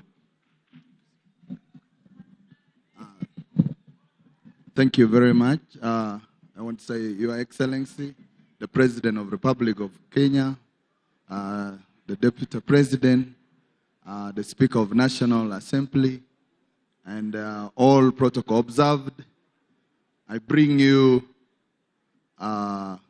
condolences from Kapkugo in Uganda. We come here with a heavy heart and grief that indeed, I want to say, Honorable Johana Ng'eno has been a dear brother to us. For long, what you have to know is we are Kalenjins from Uganda. And for long, we have been a little sidelined or marginalized, and we have felt cold. And indeed, last year, Honorable Johana Ngong, when he came to Uganda, he brought a lot of warmth and connection to us in Uganda. When we were feeling the warmth, we were like, at least we are now connected to our brothers. It is unfortunate that when we are trying to jubilate, we have lost him. It is indeed very unfortunate. And I want to say something special about him. And to the eulogies that have been given. Mheshimiwa, I think, has been a man who sees people who have been oppressed. He's the guy who fights for the oppressed. Because I see among his aides, he has employed mainly people from low families. When you come to most of the musicians, they have been despised for long. But in Uganda, for the first time, we had the Kalenjin Festival. Otherwise, I want to thank you all, and I want to say that we shall really miss him. In front of us here, I have Honorable Kitio Patrick from Kapchorwa Municipality, Chairman for Queen, then Chelogoi, and then I have the youngest governor, that's LSC5 elect for Kapchorwa district. Then I have the governor elected for Bukwa district. And then I have the district commissioner for Kapchorwa. Your Excellency, just one thing. Your Excellency, for long, we have not felt the touch. In fact, 2 weeks ago, the late invited me to Nairobi. And we talked a number of things, including how can we bring our people together. In that conversation, we proposed that we shall have a meeting with our Kalenjin brothers and later come and meet you. I'm requesting that we get that opportunity with our new elected leaders and some opinion leaders in Uganda and especially Kapugo.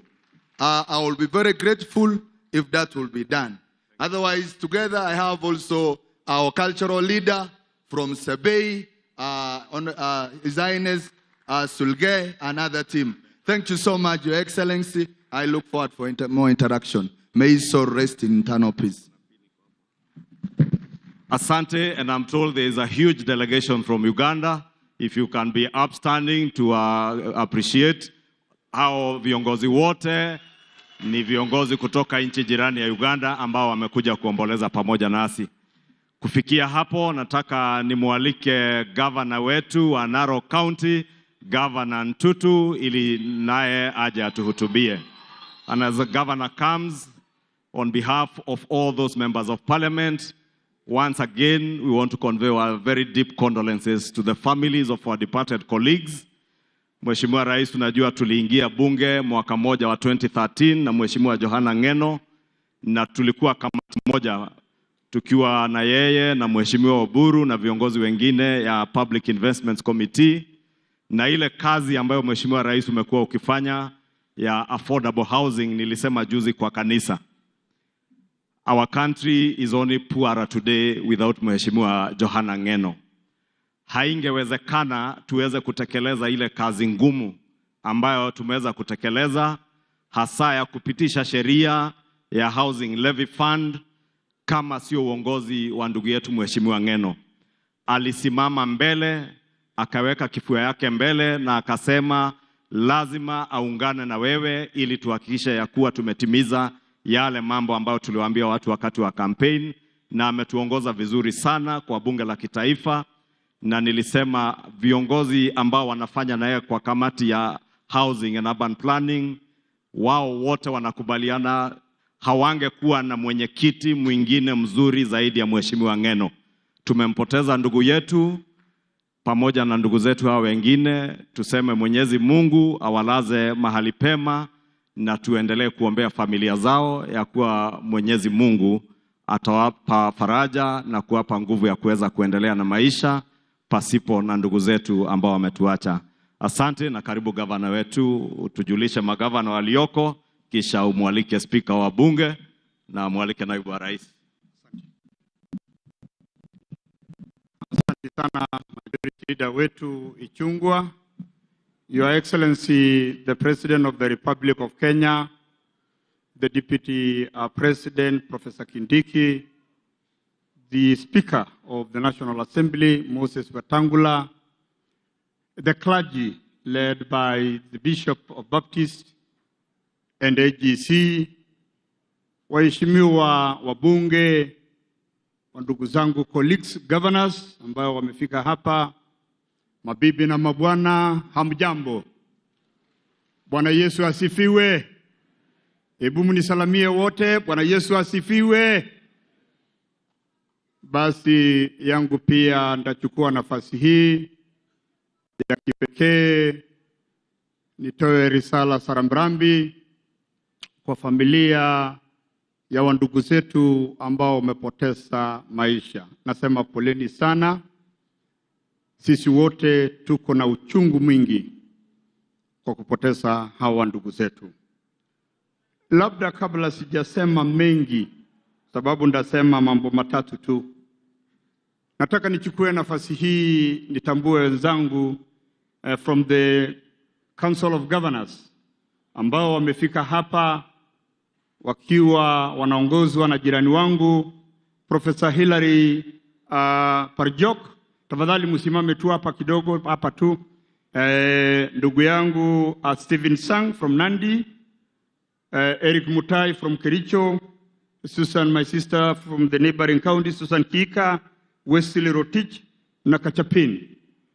Tafadhali kwa Kachapin, sijamuona hapo Kachapin, na pia Deputy Governor wangu Koech, na pia Deputy Governor wa pande ya Bungoma, Jennifer. Asanteni, tafadhali muwave tu kwa sababu ya wakati na vile mvua iko. Asanteni sana, mwapigia makofi tafadhali.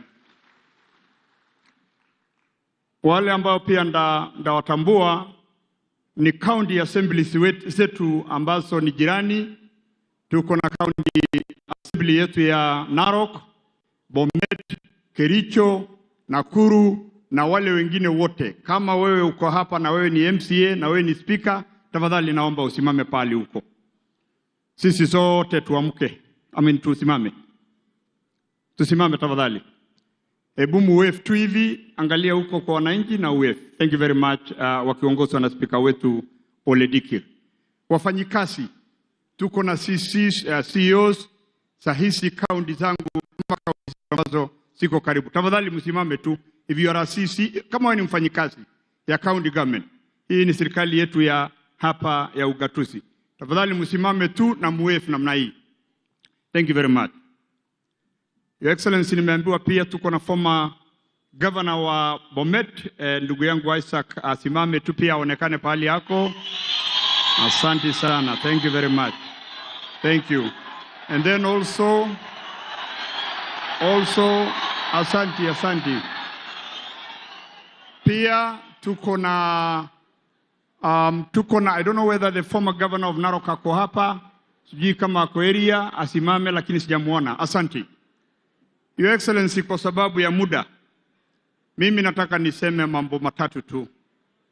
Ya kwanza ni kwamba mimi nimepoteza ndugu yangu Joanna Ngeno, mfanyikazi wangu Sport Pesa, na hawa wa ndugu zangu wengine wote ambayo wako hapa. Na labda tu niwaambie wageni wetu ambao wametoka mbali. Joanna Ngeno ni rafiki yangu, pia ni son-in-law, na kwa kweli kuna mambo matatu ambayo mimi nakumbuka sana Joanna Ngeno. Ya kwanza, tulikutana naye hapa Kilgoris, nafikiri ilikuwa 2011. Na akaniambia ya kwamba ataenda kutafuta kiti ya ubunge ya Emurua Dikir kama tutapata constituency. Na mimi pia nikamwambia nitatafuta kiti ya constituency ya Narok West. Baada ya hiyo, tulipochaguliwa pamoja tuwe wabunge, tuliweza kwenda kufanya kazi, yeye akiwa ni neighbor yangu, mimi niko Narok West na alikuwa Emurua Dikir. Lakini kila wakati tukikuja nyumbani ananipeleka kwa mama. Tunaenda kukula chakula na tunamaliza. Lakini siku moja nikamuuliza yeye, ni siku gani tutaenda kwa bibi yake? Akaniambia, governor, bado natafuta. Ama wakati hiyo nilikuwa mjumbe, akaniambia, mheshimiwa, bado naangalia. Akamwambia, ndugu, naona kama umechelewa. Na tukakuwa mpaka tukamaliza election ya 2017. Hiyo ya 2013. Alafu siku moja, Your Excellency, kwa sababu wabunge wako hapa na wanajua vile tulikuwa tunamwambia yeye ya kwamba lazima aowe. Siku moja akaniambia, leo niko na news. Nikamwambia, ni news gani hiyo utaniambia? Ya kuoa ama ni gani nyingine ambayo sijui? Akaniambia, mimi nitaoa kwenyu. Kwa sababu umekuwa ukinisumbua kila siku ni wewe, sasa ndaoa kwako. Mheshimiwa, haya ni makubwa, lakini karibu hata ndaoa the grandchild of Mzee Lerionga Ole Ntutu. Nikamwambia, wako wengi, ni gani moja? Aniambia, relax. Nafikiri Sudi kama wako hapo anajua pali wamekuja kuniambia maneno.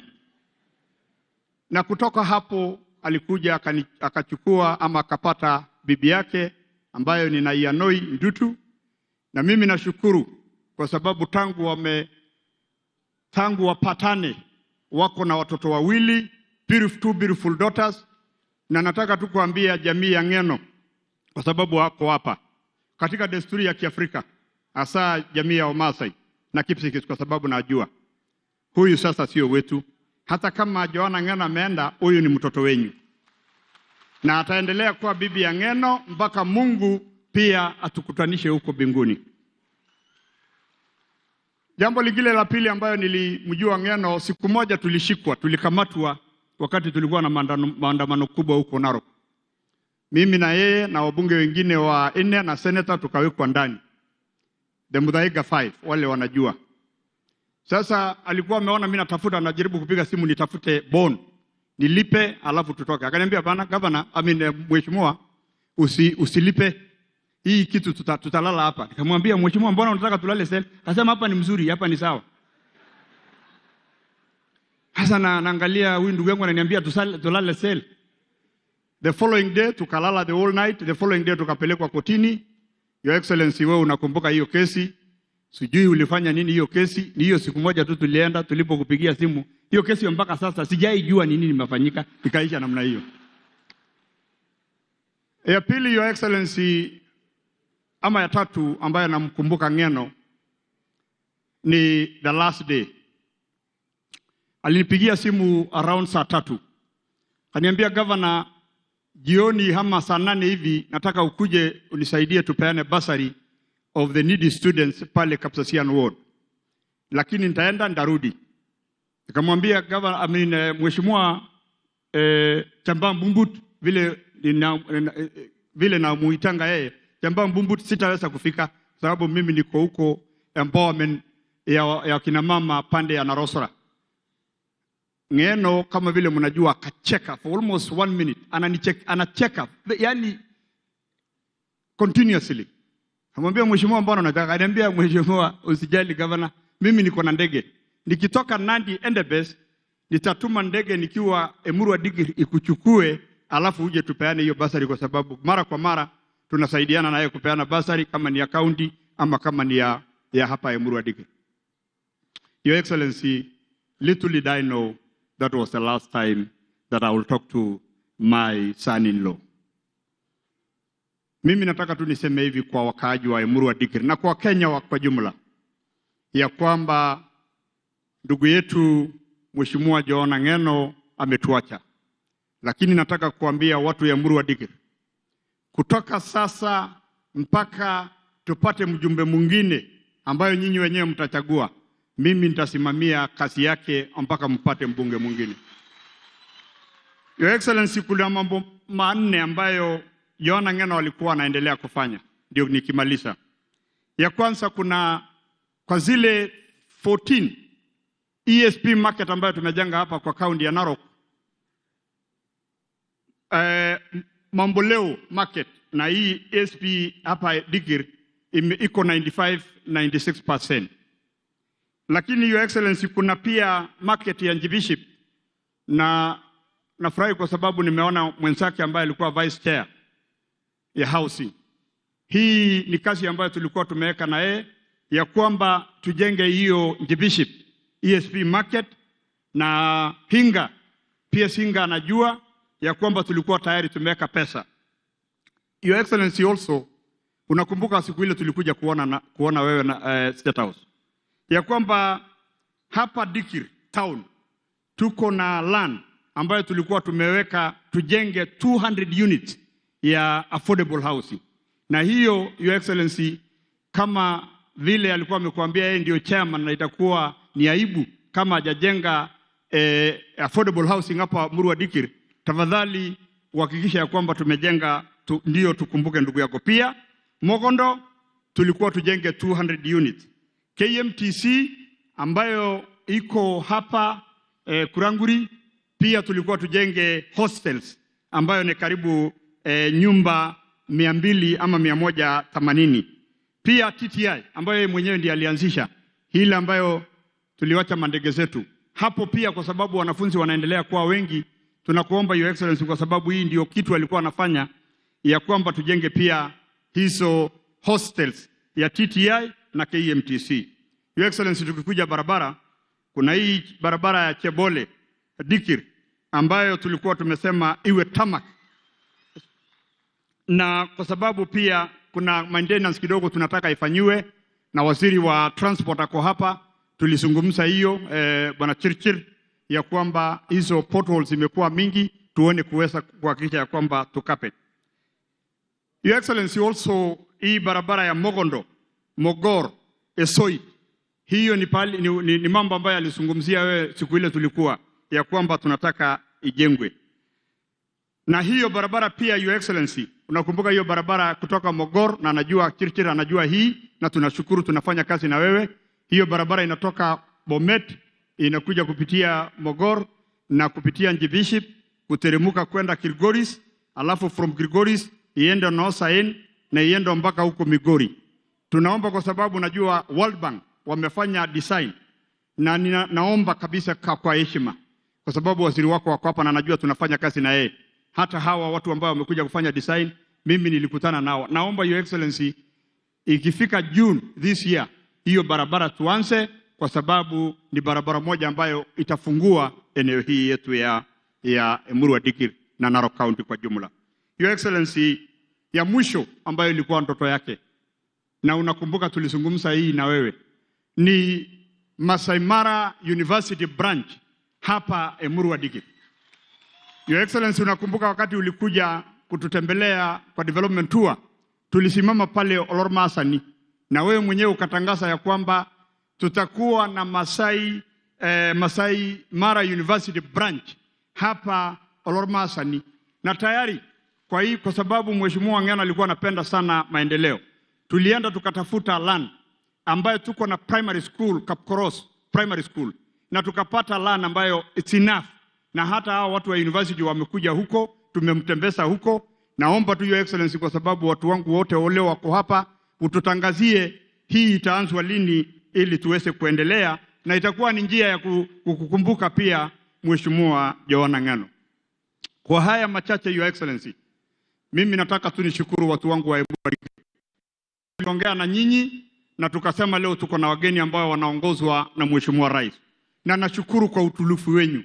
Jana sisi tuliongea ile mambo yote tuliongea, lakini Your Excellency, kabla sijaketi, hawa wananchi wameniambia kwa sababu hiyo accident ilifanyika, tunaomba ichunguzwe ni nini ilifanyika, na pia tuwe na mtu mmoja kama inawezekana, sijui kama sheria if the law will allow, ya kwamba we include one of the person ama one person kutoka Emurua Dikir, ili wanapofanya hiyo uchunguzi tujue ya kwamba we have cleared the air, ili kila mtu aridhike kwa moyo yake ya kwamba yale yamefanyika ilikuwa ni accident. Your Excellency, ndafikisha hapo, na niambie watu wangu msiwe na wasiwasi. Kama gavana wenyu kawaida, wakati Ngong alikuwa hapa, hata kama vile ameenda, mimi nitashikilia pahali ambapo ameacha, mpaka nyinyi wenyewe muamue ni MP gani mtachagua. Sio sisi, ni nyinyi wenyewe mtaamua. Kwa haya machache ama mengi, Mungu amweke warehemu pahali pema peponi. Sasa nitachukua nafasi hii ni alike rafiki yangu ambayo ndio Speaker of the National Assembly, Moses Wetangula, aendeshe program kutoka hapo. Karibu Speaker.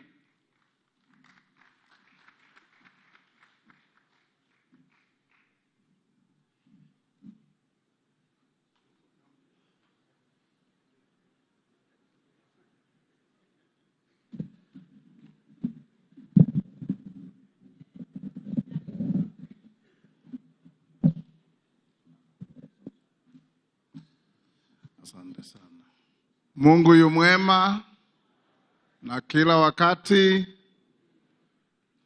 Your Excellency, our President, our Deputy President, the families of our departed heroes, waheshimiwa wabunge, waheshimiwa mawaziri, waheshimiwa MCS na viongozi wa mashinani, waheshimiwa governors na waheshimiwa wananchi. Mheshimiwa Rais, tumekuja hapa kwa majonzi makubwa. Tumekuja kuomboleza kifo cha mbunge wetu na marafiki zake ambao alikuwa anatembea na wao, ambao tumeelezwa walikuwa karibu sana na yeye na walikuwa wakifanya kazi na yeye. Mheshimiwa Johana Ng'eno amekuwa mbunge shupavu, mbunge wa maono, mbunge mkakamavu, mbunge wa heshima kwake mwenyewe na kwa wenzake katika bunge. Aliingia bunge 2013 wakati hii constituency iliundwa, na mimi nilimjua mwaka wa 2006 aliponitembelea kwa ofisi nikiwa katika Foreign Affairs, akitaka nimsaidie kuja kusimama hii constituency ya zamani. Kura ikapigwa, hakutangazwa mshindi. Akarudi kuniona akaniambia, my friend, thank you so much for supporting me. I won but I lost. Na urafiki yetu ikaendelea hivyo. Wakati nimekuwa spika wake wa bunge, unakumbuka Mheshimiwa Rais, kura iliyopita tulikuja hapa mara mingi sana tukikampaign na Mheshimiwa Ngong. Mheshimiwa Ngong alikuwa ni mtu wa msimamo. Akipanga kitu lazima ipangike. Akitaka kufanya kitu lazima ifanyike. Na katika bunge nimeangalia stakabadhi zake, hakuna hata siku moja ameambiwa amekosa nidhamu ya bunge. Kwa maongezi, kwa maono na kwa nidhamu. Kwa hivyo tunasimama hapa kuomboleza shujaa wetu na mashujaa wenye alikuwa na wao. Katika maandishi kwa kitabu yake nilisema, Parliament has lost one of its finest. And I meant what I said because he was a fine man. Waheshimiwa wabunge, nataka kuwashukuru kwa sababu kule bunge tuliunda kamati ikisimamiwa na Mheshimiwa Meli na wale wenzako mmesimama hapa kutoka mabunge ya seneti na bunge la kitaifa, na mmesaidiana na familia kufanya kazi ya kupeana heshima ya mwisho kwa mwenzetu. Mmesimama hapa wabunge, nimehesabu tuko wabunge hapa 94 ambao wamekuja kusindikiza Mheshimiwa Ng'eno na wenzake. Hii ni heshima kubwa kwa mwenzenu na ni kielelezo ya kwamba yeye alikuwa ameguza kila mmoja wenu kwa njia moja au ingine. Kwa hivyo leo jamii ya Emurua Dikirr, you've lost your first and last line of defense in all your interests. But God gives and God takes and gives again. Katika kitabu kiliandikwa na mwandishi mmoja kule Tanzania anaitwa Shaban bin Robert, kinaitwa Maisha yangu na baada ya miaka 50. Anasema, nimetembea safari yangu mpaka kilele cha mlima. Nikaangalia kule ninatoka, nikatazama kule ninaenda. Na nikamshukuru Mungu kwa kunipa nguvu ya kutembea hiyo safari na aniongeze nguvu ya kuendelea na hiyo safari. Johana Ng'eno alitembea, akaangalia nyuma, kutazama mbele. Mungu akamwambia, safari yako imetosha. Na amempumzisha Kazi ya Mungu haina makosa.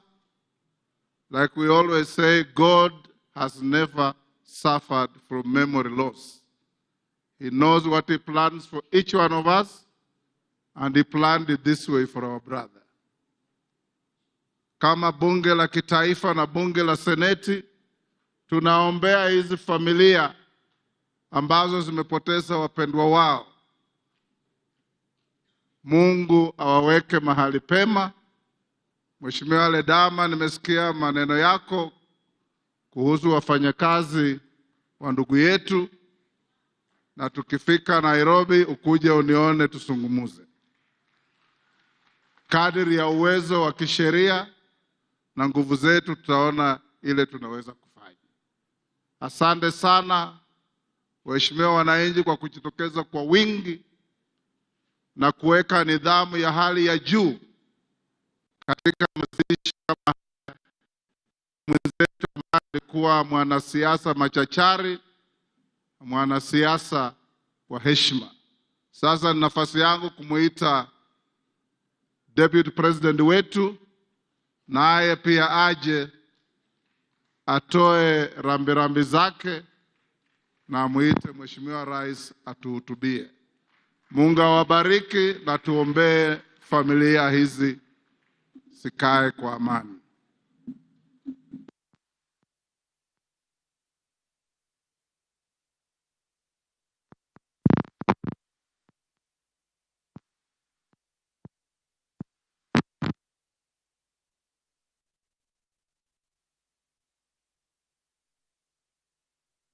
Asante sana Mheshimiwa Spika. Kwa ruhusa yako Mheshimiwa Rais, nataka kuomba mawaziri ambao wako hapa wasimame tuwatambulishe kwa wananchi na waombolezaji. Pale mwisho ni waziri wa barabara na uchukuzi Davis Chirchir. Hapo mbele yangu ni waziri wa usalama wa taifa Onesmus Kipchumba Murkomen. Dada yetu ambaye anatoka kaunti hii, waziri wa ulinzi Soipan Tuya. PSs kama wako naomba tusimame, sijui kama tuko wengi.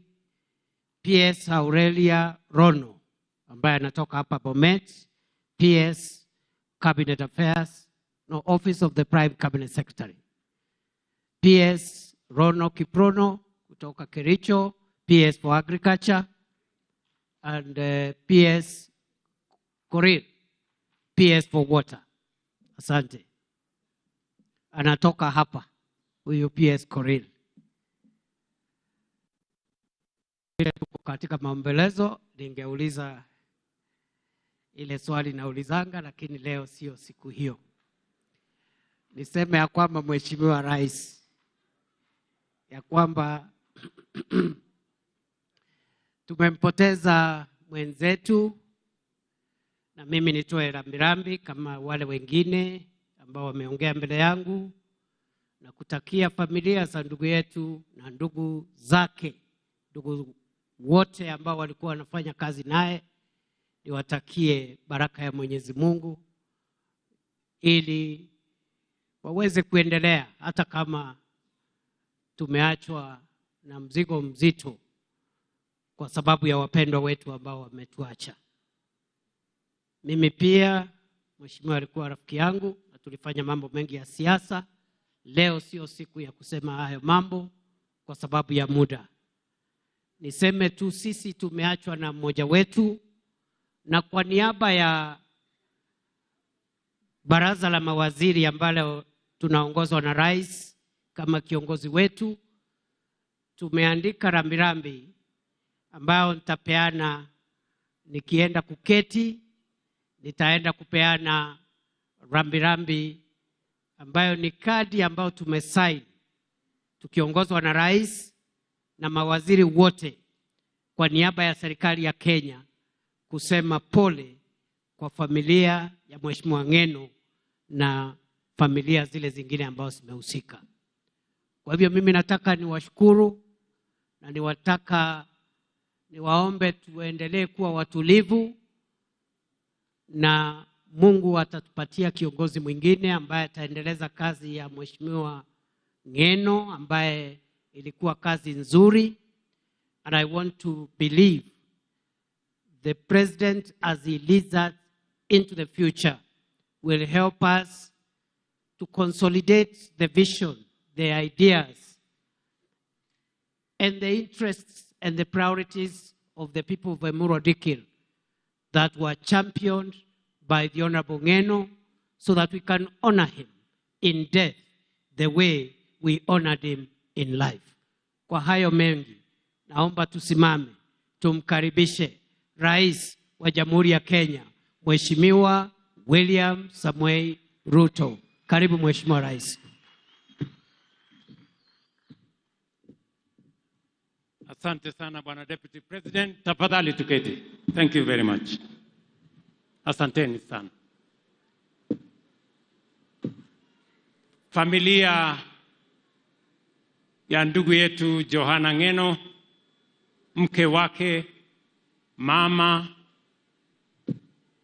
familia za ndugu zetu walioaga dunia na rafiki yetu Ng'eno, familia ya Carlos ambaye alifanya kazi kwa ofisi yangu wakati mmoja, familia ya Wycliffe Rono, familia ya Amos Kipngetich na familia ya Nicholas Kosgei. Viongozi wetu wa dini, maaskofu mlio hapa, viongozi wale wote wengine na wananchi wa hapa Emurua Dikir na Narok na sehemu hii yote, hamjambo.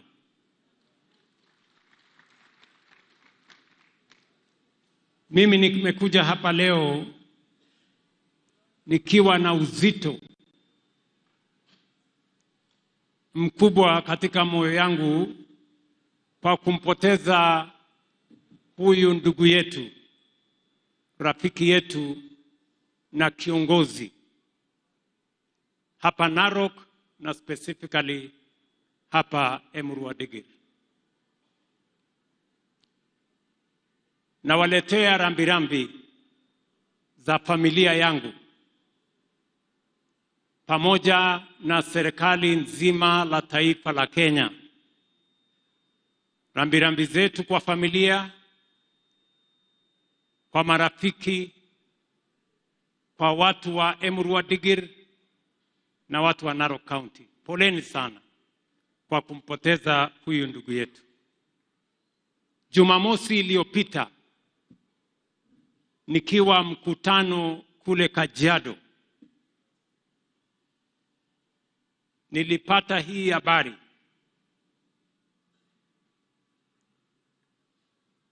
Na wakati niliambiwa kumetokea ajali,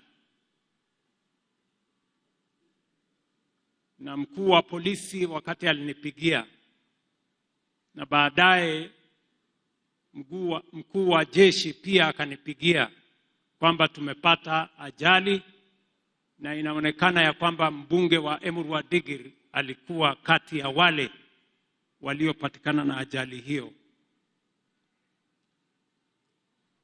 Na nikaelezwa mahali alikuwa na mahali baadaye maisha yake ilikuja ikaishia.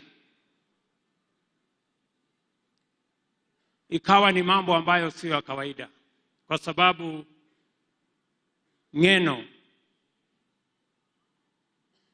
alikuwa kiongozi wa aina ya kipekee. Historia ya constituency hii ya Emurua Dikir haiwezi kuwa kamili bila ya jina ya Johana Ng'eno.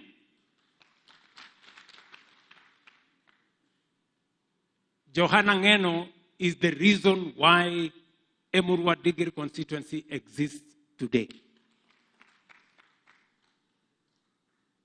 Kwa mbinu zote, kujitolea, the sacrifices he made, and everything he did, we are very proud that today we have Emurua Digiri constituency, and Johanna Ngeno was the member of parliament that stood out in this constituency. Mimi sio mgeni hapa Emurua Digiri, nimekuja hapa mara nyingi. Tumefanya mikutano mingi ya kanisa, ya shule, ya maendeleo na yale mengine yote. Historia ya constituency hii, hizi barabara ambazo zimejengwa hapa, nimeshirikiana na Bwana Ngeno katika kuzitafuta. Technical training ambayo iko hapa, hospitali, KMTC na mambo yale mengine yote yako na signature ya Mheshimiwa Ngeno. Na ndio mimi nakuja hapa leo kusema poleni watu wa Emurua Digiri kwa kumpoteza kiongozi, mbunge wenu, shujaa wa mambo ya maendeleo ya sehemu hii.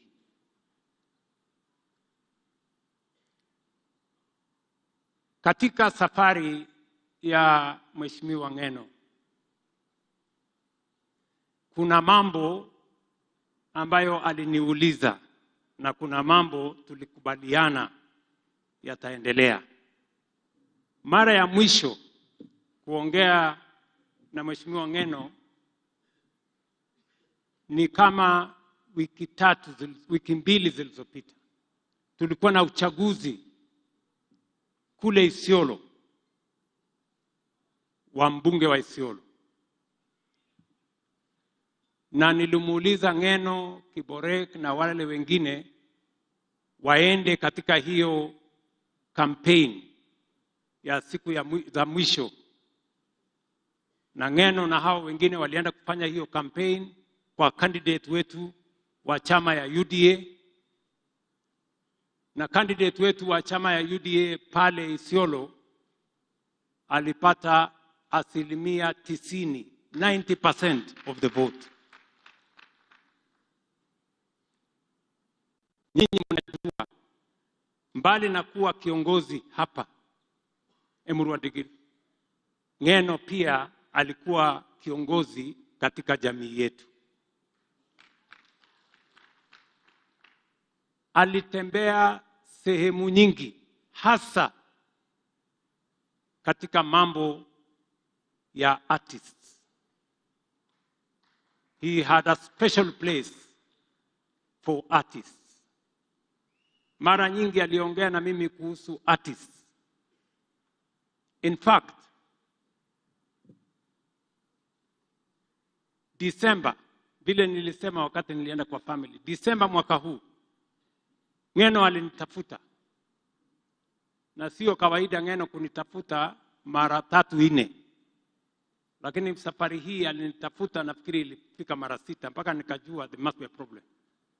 So nikampigia simu, nikarudisha simu yake, akaniambia, Bwana President, nimepanga sherehe kubwa sana ya artists kule Eldoret. Itakuwa na watu zaidi ya 20,000. Na ilikuwa ni, I think the function was on a Saturday or thereabout. Na siku hiyo ilikuwa Thursday. Sasa akaniambia, hii mkutano kubwa nimepanga na inahitaji pesa shilingi milioni 20. Na mimi Ngeno sina, wewe ndio utatoa hiyo pesa. Sasa nikamwangalia ule Ngeno, nikamwambia, wewe 20 million unanipatia notice ya siku 2, hii pesa itatoka wapi? Akaniambia sio 20 million, ni 30.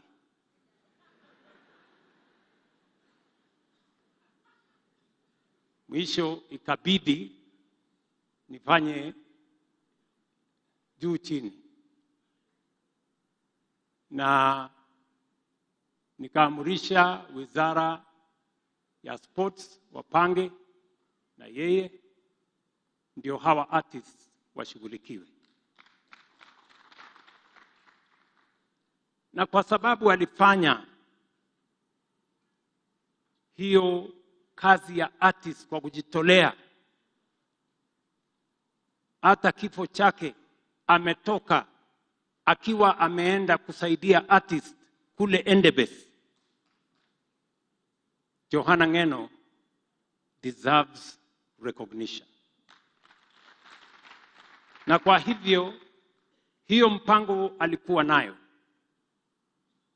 ya kupanga hawa for the next 5 years. Tutatoa pesa ya serikali milioni 20 kila mwaka kupanga hiyo kazi Ng'eno alikuwa anafanya. It will be taken over by the ministry responsible for arts, and we are going to support the effort our brother and leader of this constituency, Johana Ng'eno, alifanya.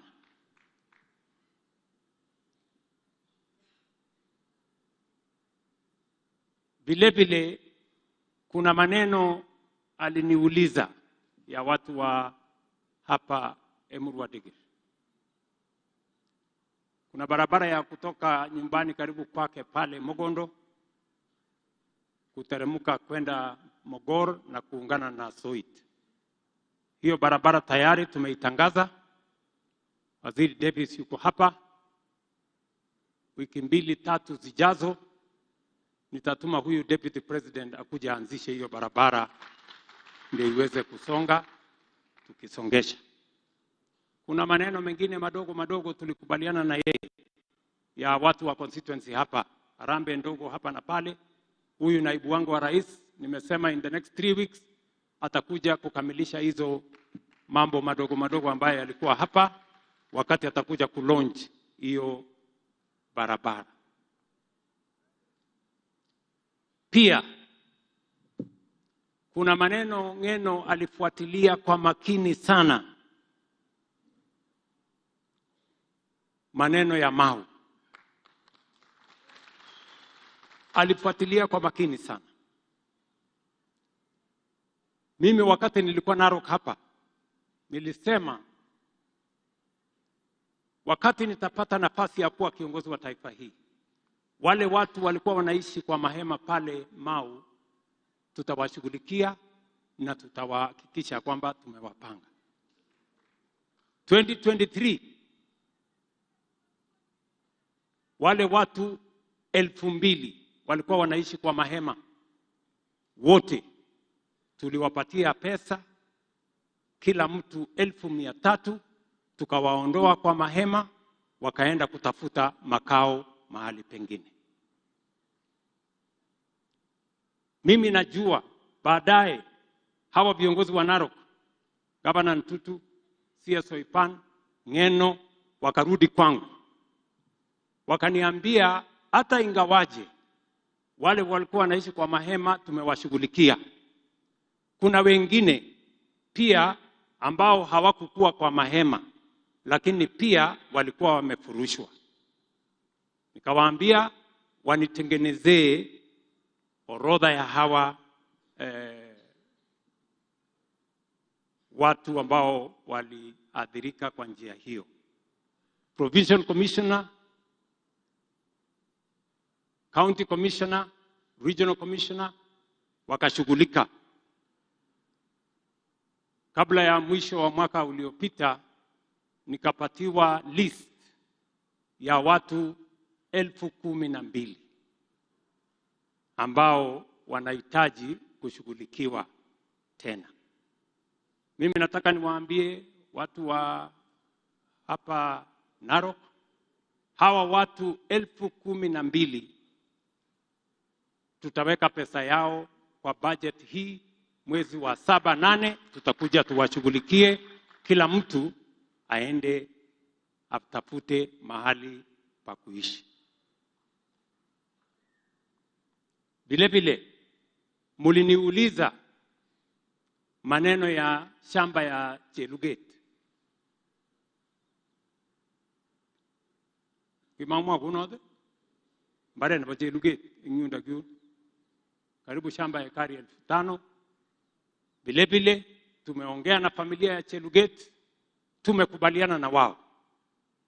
Sisi kama serikali tutawalipa, ndio wale wote ambao wameishi kwa hiyo shamba ikuwe ni kwao, waweze kuendelea kuishi hapo.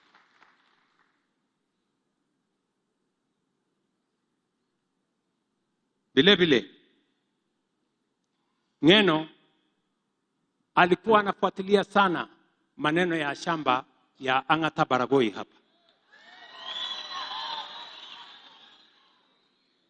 Na ndio mimi nataka nieleze watu wa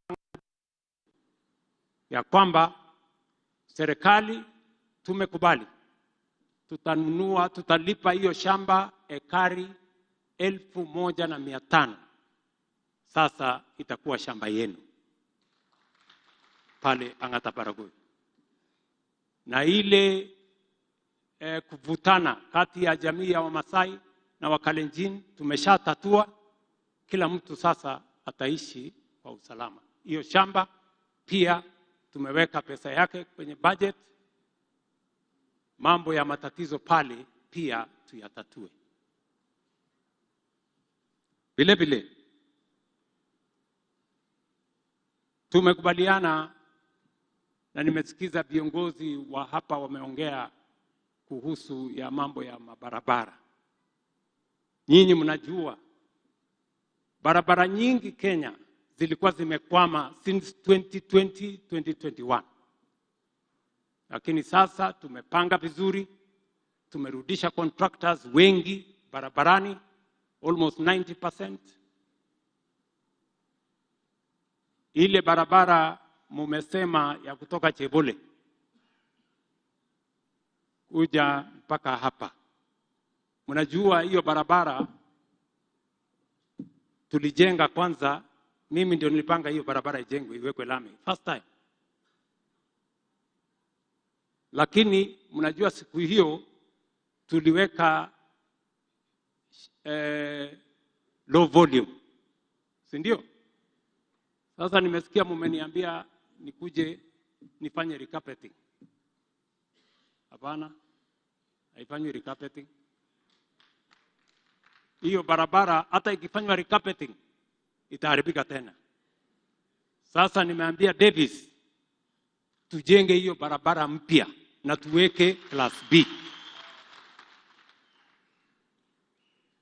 Hiyo barabara sasa, nyinyi mnajua tunajenga barabara kutoka Nairobi, ile kubwa, kutoka Rironi mpaka Mau Summit. Lakini ikifika pale Rongai, nyinyi mnajua hapo Rongai Junction, hapo Salga, hiyo barabara ya Mau Summit ikifika Salga, sasa tutatengeneza barabara ingine kutoka Salga kupitia Embomos kuja Konoi, ikuje ishike hiyo barabara ya Chebole, ikuje mpaka hapa Digir, alafu iteremuke iende Enosain, iungane na kule Nyanza. Hiyo ni barabara karibu kilomita 190, 190 kilometers.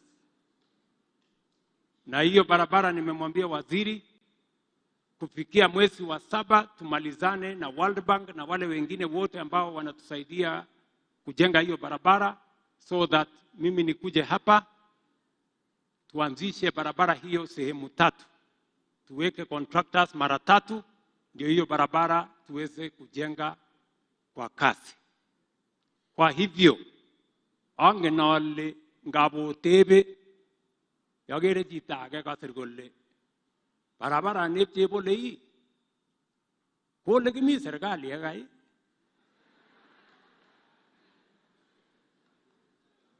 okase so mama nyegebirgiraga barabara na amun gebirgiraga barabara ne mi menete kumesuldoy amede getech kumie okase amede getech kumie au kwa moja Davis leji barabara ni ki meje gende koi class B ninge tech rani kumanye gebirgiraga muta. So, mosi wasiwasi. Kiyamwa iwo, alejo, neboga ko motebi, aitu. Mole, ogo sama, kwe parabara nengete salga. Ogo sama, makaitu. So, muite kidogo. Angen kumie, lukipango ndongale.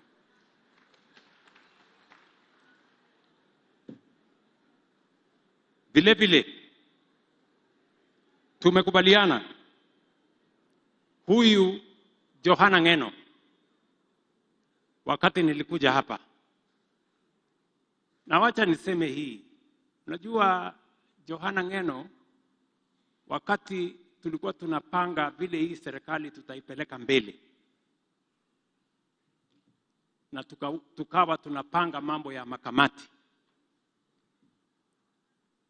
mimi niliamua tuweke Johana Ngeno awe chairman ya hii maneno ya housing. Kwa sababu mambo ya housing ilikuwa ni kazi ngumu. Watu wengi hawangewezana naye. Hii program ya housing nyinyi mnajua. Imekuwa na makelele, imekuwa na maandamano, housing levy iko shida, tumeenda kotini, tumepelekwa sijui wapi. Na ulikuwa unahitaji chairman, mtu firm. Kuna watu wengi waliniambia wachana na mambo ya housing. Wachana na maneno ya housing levy. One of them was not Ngeno. Ngeno aliniambia ngesabe ano, image ano, kerike ngebeta. Leo mimi nasimama hapa kwa hii jukwaa, inabadilisha taifa letu la Kenya. Leo hapa Emurua Dikirr tunajenga soko hapa ya kisasa ya karibu milioni 70 kwa sababu ya housing. Hiyo tulipanga na Ngeno. Tunajenga housing mambo leo. Mumesema tujenge Njibiship. Hizo masoko inawezekana kujengwa kwa sababu ya housing. Leo Narok mzima tunajenga masoko 12. Kenya tunajenga soko 500 kwa sababu ya housing. Leo tunajenga nyumba 1240 kwa sababu ya program ya housing. We are transforming our nation. We are changing our skyline kwa sababu ya program ya housing, mwenyekiti wake akiwa Johana Ngeno. Na ndio kwa sababu hiyo wanakamati hawa wa housing, mimi nataka they are members of the housing committee here. Hawa wanakamati wa kamati yetu ya housing, wapigie makofi. Nilimwambia hawa watu wa housing, wakati nitaandika historia yangu, nitawapatia chapter mzima kwa sababu ya ile kazi wamenisaidia kufanya kwa program ya housing. Hawa kamati wamependekeza ya kwamba kwa sababu Johana Ngeno alikuwa chairman ambaye alihakikisha ya kwamba tumefaulu katika mpango ya housing. Mambo tumejaribu kwa miaka 30 hatujafaulu. Leo tumefaulu. Hawa kamati wamependekeza ya kwamba one of the biggest estates in Nairobi yenye iko na nyumba 4,500 inaitwa Shauri Moyo. Wamependekeza kwangu ya kwamba hiyo estate kubwa iko Nairobi iitwe Johana Ngeno Boma Yangu Estate. And therefore, I am directing housing to rename Shauri Moyo Housing Estate to Johana Ngeno Housing Estate in the city of Nairobi. Kwa heshima ya kazi ya ujenzi wa manyumba, Mheshimiwa Ngeno alitoa uongozi wake kama chairman.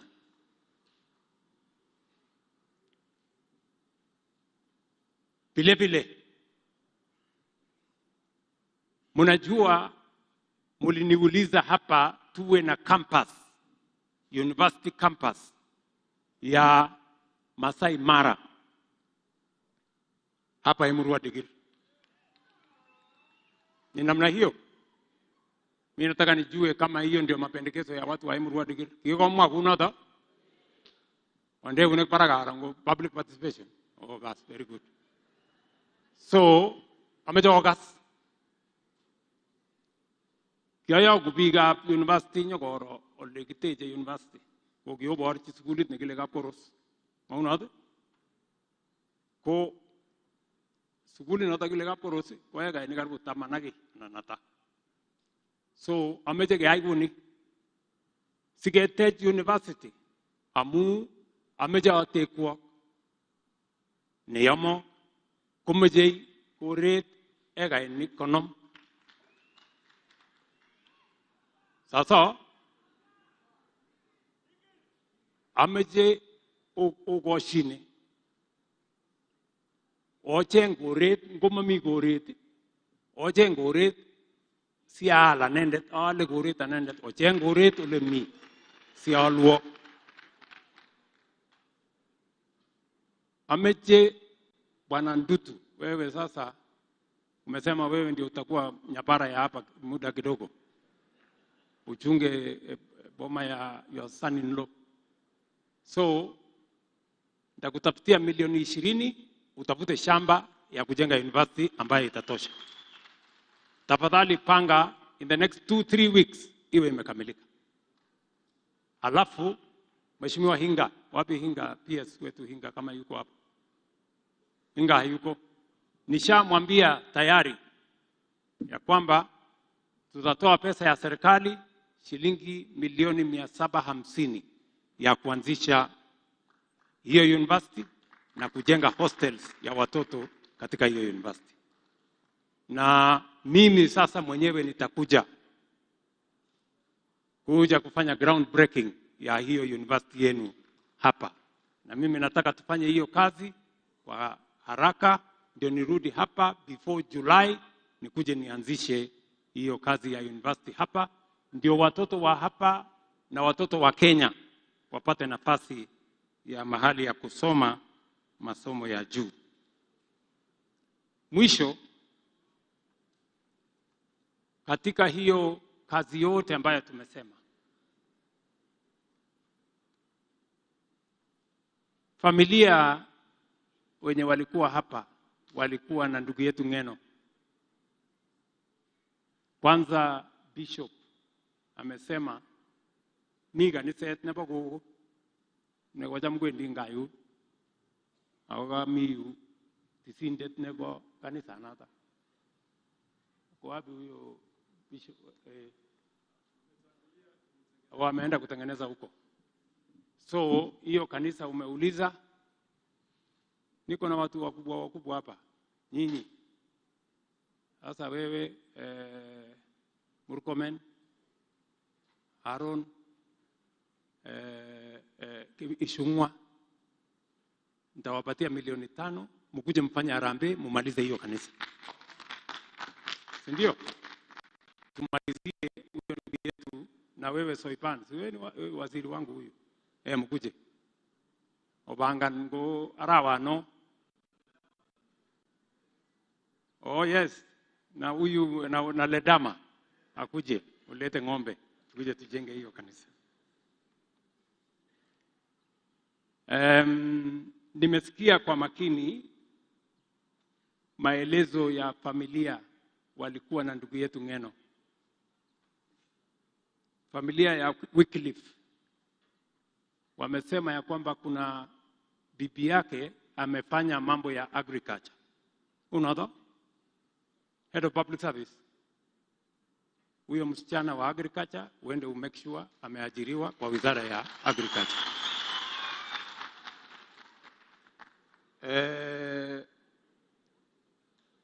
Familia ya Carlos. Huyu Carlos alikuwa anafanya kwa ofisi yangu. Ko gagi gaine timo Carlos ngiagure Carlos agure Robert. Ko Carlos ko gingiro. ananoto. So juzi alikuwa amepata barua ya kuajiriwa kama mwalimu. Sasa tumesema hiyo barua ya kuwa mwalimu, kwa sababu hata hajapata mshahara ya mwezi moja, sasa tutapatia sister yake akuwe mwalimu. Nasikia kuna sister yake ambaye amesomea pia mambo ya walimu.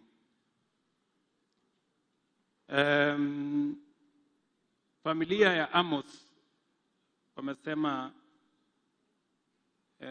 familia ya Nicholas kwanza, Boyondono amesema hawana makao.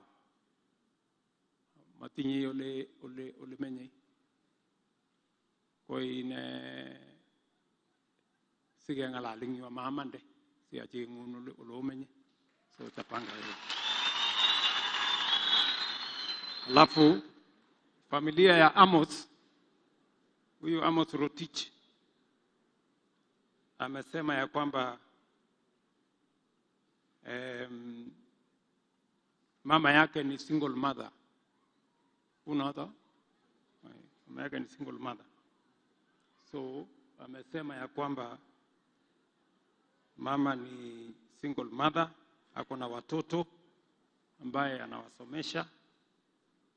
Mtoto huyo kijana aliongea hapo wa university.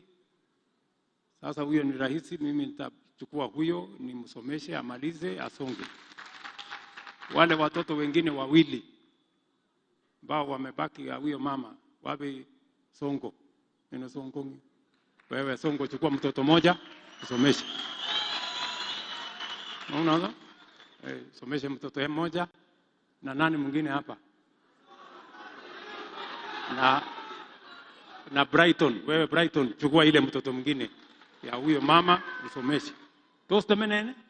Ngote menene jenga? Aya. Na kwa sababu nimesikia ya kwamba hiyo familia yote wako na matatizo hapa kidogo kidogo ya kulipa gharama ya mambo yao, wewe Ntutu utatusaidia to find out what are the small details, lakini meanwhile nitakupatia 8 milioni, upatie kila family 2 milioni waende wafanye mambo mengine. So ang buch ko bigabe murwa digir mama jama ko sirio kale mutyo bigabe murwa digir kale mutyo eng Joanna, mutyo eng tupchoni kosirto eng ng'alek cheuen. Ongen ole kimoko rahisi arap Ng'eno. Angen ale otebege ole nguno makomi arap Ng'eno ini kone netesetai ka ing koroni. Tos motebege ameche okas kuni. Nga makomi tupchen yo arap Ng'eno komi Jehova nemi barak kipsengwet ak ami president nebo Kenya natelelin. So mosich wasiwasi, ng'olyo age tugul nerarta, ng'olyo age tugul nekimwa Johanna arap Ng'eno kole kimoche kotep kole kosomwoiwo asiatimiza asikotestai ne Emurua Digirini. Ameche asomo kora alechok wamde galia ng'olyo age tugul notinye ochobe galia. Somet age tugul nosome osome galia. Kimeche keegu biik agenge, kimeche keegu a united people. Makimeche kopcheokis biik kele kaba chukomase koba chukomase. Mami kiy nekenyorchin yebesyo biik. Kimeche kebe Kipkutinak, kimeche kemwa ng'olyot nyo koek akorib Emurua Digirini siobe tai pamoja. Mami chi ne nyone nyokolechino kiongozi nokwe arab ngen ogoni mami okwek yo tepungunyi omoi wet olechech kimache kuguni kebe tugul banda agenge maunoto so amakwok kaberuretab Jehova ako kamwa ale mutyo mising eng bandab Johana mutyo mama mutyo family and his spouse. Yeah, poleni sana.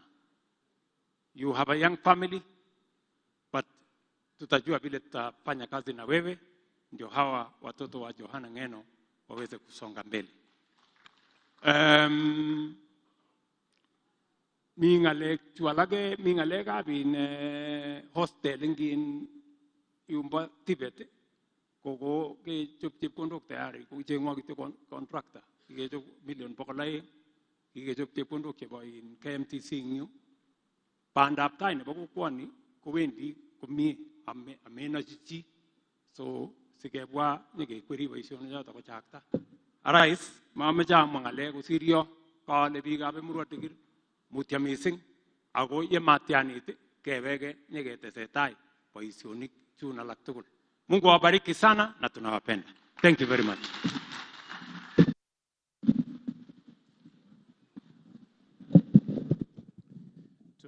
Rais tena kwa makofi tafadhali kwa ujumbe wake. Naomba tuketi kwa dakika moja ili niwaelezee itifaki za kuondoka.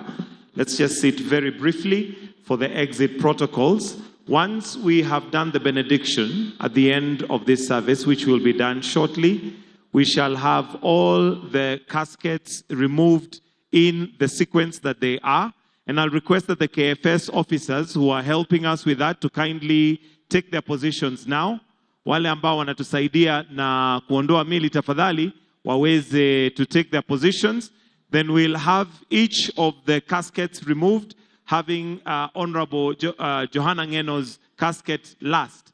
After his casket, we'll have the clergy who will follow the casket, the immediate family, followed by His Excellency the President, as we now progress towards the interment area. It is a request of the family that the area is not too big. Kwa hivyo tafadhali, let it be a private affair. Let's just have the immediate family and those that are close to come to the burial site. The rest of us will be able to view from the screens. Naomba tafadhali wachungaji mtuongoze kwa maombi ya kufunga ili tumalizie. Let us all be upstanding as we now close. Remember, we'll have the caskets removed one by one while we're still in our positions. Then we'll have Honorable Johana Ngeno's casket last, followed by the clergy, the family, and His Excellency the President. Let us pray. Thank you. Tumeshukuru. Wacha tuombe ili tupate safari salama. Let us pray. Mighty and everlasting Father, we thank you for a wonderful program that you made us to have today. As we come to the end of this program and we travel to various places, give us your journey mercies and watch over us. Lord, King of glory, even as we go home, give us the strength, even as we do this last part of this funeral today. May your name be glorified, for this is our prayer in Jesus' name. Amen. And now may the grace of our Lord Jesus Christ and the love of God and the fellowship of the Holy Spirit be with us now and forevermore. Amen. Virtual DJ. So let's begin to take the caskets out tafadhali.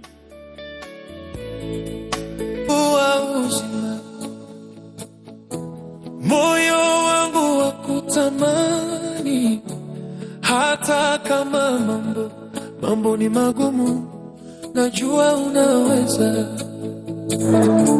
Mungu wa uzima. Shika. One, two. Tuko sawa? Eh?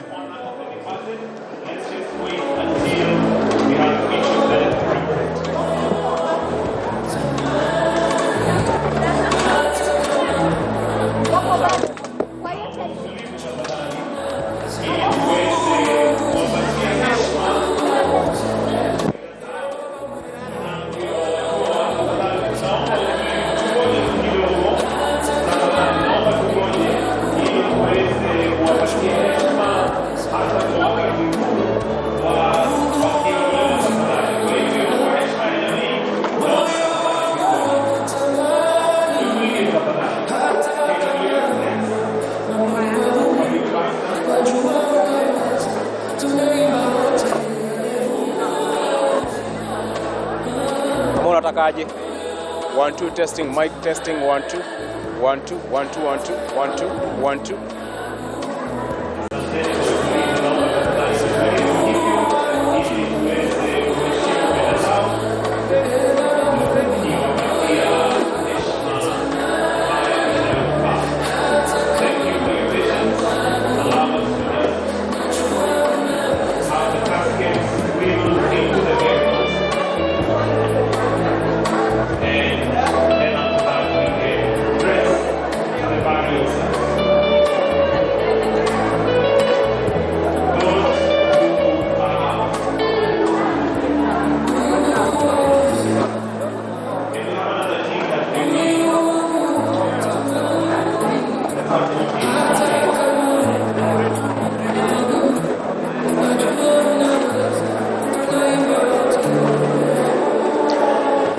Imekuwa ni ibada ya mazishi ya walioangamia katika ajali ya ndege Jumamosi iliyopita.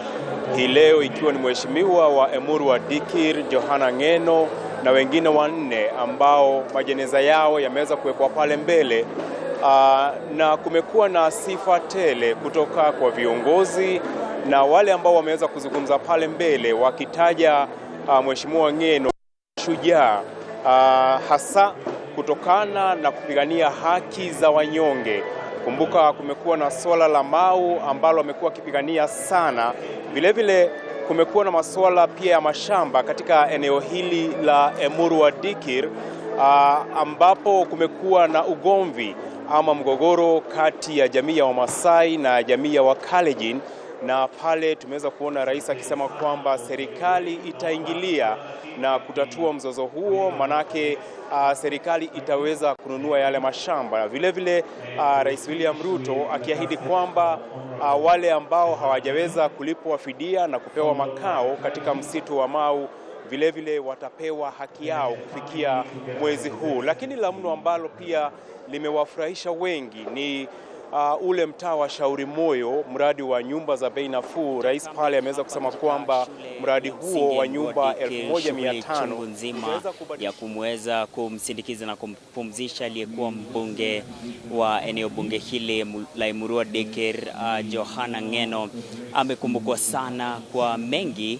na bila kusahau ujasiri wake kwa kuweza kuwapigania tu wakaaji wa hapa Emuru wa Dikir, na si wakaaji wa hapa peke yake. Tunaweza kukumbuka ya kwamba amegonga vichwa vya habari akifika katika eneo bunge jirani la Kilgoris kuweza kupigania tu wakaaji wa eneo la Ang'ata Barikoi. Amekumbukwa na viongozi, amemeniwa sifa chungu nzima, akikumbukwa tu kama kiongozi ambaye amepigania haki za kibinadamu, ambaye amepigania maendeleo ya eneo hili ama eneo bunge hili la Emuru wa Dikir. Kumbuka kwamba rais ameweza, tukianza tu, ambaye aliongoza shughuli hii ya kuweza kumkumbuka mheshimiwa Johana Ngeno kama aliyeweza kuweka kipaumbele masuala ya wasanii wa eneo hili, kaunti ya Narok, kaunti jirani za Kericho, kaunti ya Nandi, ambaye alikuwa anakumbukwa sana kwa kupenda muziki na kupenda kujumuika tu na ama wasanii. Kuna baadhi ya ahadi ambazo zimeweza kutolewa hapa ya kwamba ile pengo ambayo imeachwa, kuna baadhi tu ya masuala ambayo mheshimiwa Johana Ngeno aliweza kuipa kipaumbele, kama shule, kama mabarabara na maendeleo tu ya eneo hili na wakaaji wa eneo hili la Emuru wa Dikir. Tunakumbuka kwamba aliweza kuongoza kikao ya kutaka kuleta tawi la chuo kikuu cha Masai Mara hapa, na kulingana na hotuba yake rais ameweza kuahidi tu ya kwamba shughuli hiyo nzima ya kuweza kuleta tawi la chuo kikuu cha Masai Mara hapa linaweza tu kunradhi mtazamaji, kuna hali tete hapa, kuna hali tete, naona nikaa kuna msukumano wa wananchi wakati kuna hali tete hapa, lakini ameweza tu kukumbukwa na viongozi wengine. Kumbuka kwamba seneta wa kaunti hii ya Narok ameweza muomba rais aweze kuwapa, ama kuna wale ambao waliweza kutolewa katika msitu wa Mau, na ameweza tu kumwomba rais ili waweze kuwa compensated, na rais ametoa ahadi ya kuweza kuwalipia fidia wakaaji ama watu 12,000 ambao waliondolewa katika msitu wa Mau. Viongozi tu, baadhi ya viongozi wengine ambao wameongea ni pamoja na gavana wa kaunti hii ya Narok Patrick Ketureto Lentutu, ambaye kifo cha Mheshimiwa Johana Ngeno kimempa pigo sana, ukiweza kukumbuka kwamba alikuwa karibu naye sana, ama walikuwa wanaitana jina, manake mheshimiwa mwenda zake Johana Ngeno aliweza kuoa kutoka kwa familia ile ya Ntutu. Kwa hivyo ni pigo, si pigo tu la kisiasa, bali pigo kibinafsi. Gavana wa kaunti hii ya Narok aliweza, tulikuwa tunaona akitoa hotuba yake na hisia chungu nzima. Gavana wa kaunti ya Narok aliweza tu kuhakikishia wakaaji wa hapa Emurua Dikir ya kwamba uchunguzi utaweza kufanyika kuhusiana na ajali ya ndege ambayo iliweza kumuua mwenda zake Johana Ngeno pamoja na wenzake 5, na aliweza kuhakikishia kwamba wakaaji wa hapa ya kwamba jopo maalum litaweza kuundwa ili kuweza kufanya uchunguzi zaidi. Kama mpiga picha wangu wanavyoonyesha, ni safari ya mwisho ya Mheshimiwa Johana Ngeno pamoja na wenzake. Kuna yule mpiga picha, sisi kama wanahabari pia tunaweza kumkumbuka, alikuwa mpiga picha maalum. Na safari ya mwisho ndiyo ambayo unaitizama hivi sasa. Ukijaribu kuangalia, kuna baadhi tu ya hali ya usalama imeweza kuimarishwa. Polisi kutoka kitengo mbalimbali kiwemo GSU na maaskari wa misitu wale wa KFS, ambaye pia tunaweza kumwombeleza mmoja wao ambaye alikuwa pamoja kwa ile ajali mbaya ambayo iliweza kutokea. Tunaweza tu kuangalia pia baadhi ya ahadi ambazo rais akiongoza shughuli nzima ya kuwapumzisha wenda zao, akisema tu ya kwamba zile familia ambazo zimepoteza wapendwa wao, kuna baadhi tu ya ombi ambalo walikuwa wametoa. Nakumbuka kuna familia moja ambayo walikuwa wamesema ya kwamba hawana shamba pahali wataweza kumpumzisha mpendwa wao, na rais amemwelekeza gavana wa kaunti hii ya Narok ya kwamba aweze kushughulikia swala hilo nzima ili kuweza kuwapa mapumzisho ya heshima pamoja na kumaliza tu shughuli nzima ya kuweza kuwapumzisha wenda zao. Mama County ama mbunge Rebecca Tongei, ambaye pia yuko katika jopo la masuala inaloshughulikia masuala ya elimu, ameweza tu kumkumbuka mbunge mwenzake Johana Ngeno kama mpiganaji shupavu aliyeweza kupigania wakaaji ama watu wake wa eneo hili bunge la Emurua Dikir, akiweza kusisitiza tu ya kwamba ile compensation ambaye imetajwa sana hapa katika hafla hii nzima iweze kutiliwa maanani na wale wakaaji ambao walifurushwa kutoka msitu wa Mau waweze kurudishwa. Naam, kama unavyotizama kama unavyotizama tu ni safari ya mwisho ya Mheshimiwa Johana Ngeno pamoja na wenzake ambao waliaga katika ajali mbaya ya ndege wiki moja tu ambayo iliyopita. Na ni safari ya mwisho, magari yakimwelekeza tu na wakaaji kujitokeza kwa wingi kumpa heshima ya mwisho. Kutoka hapa, kutoka kikundi chetu cha Media Max Network Limited, tunasema buriani.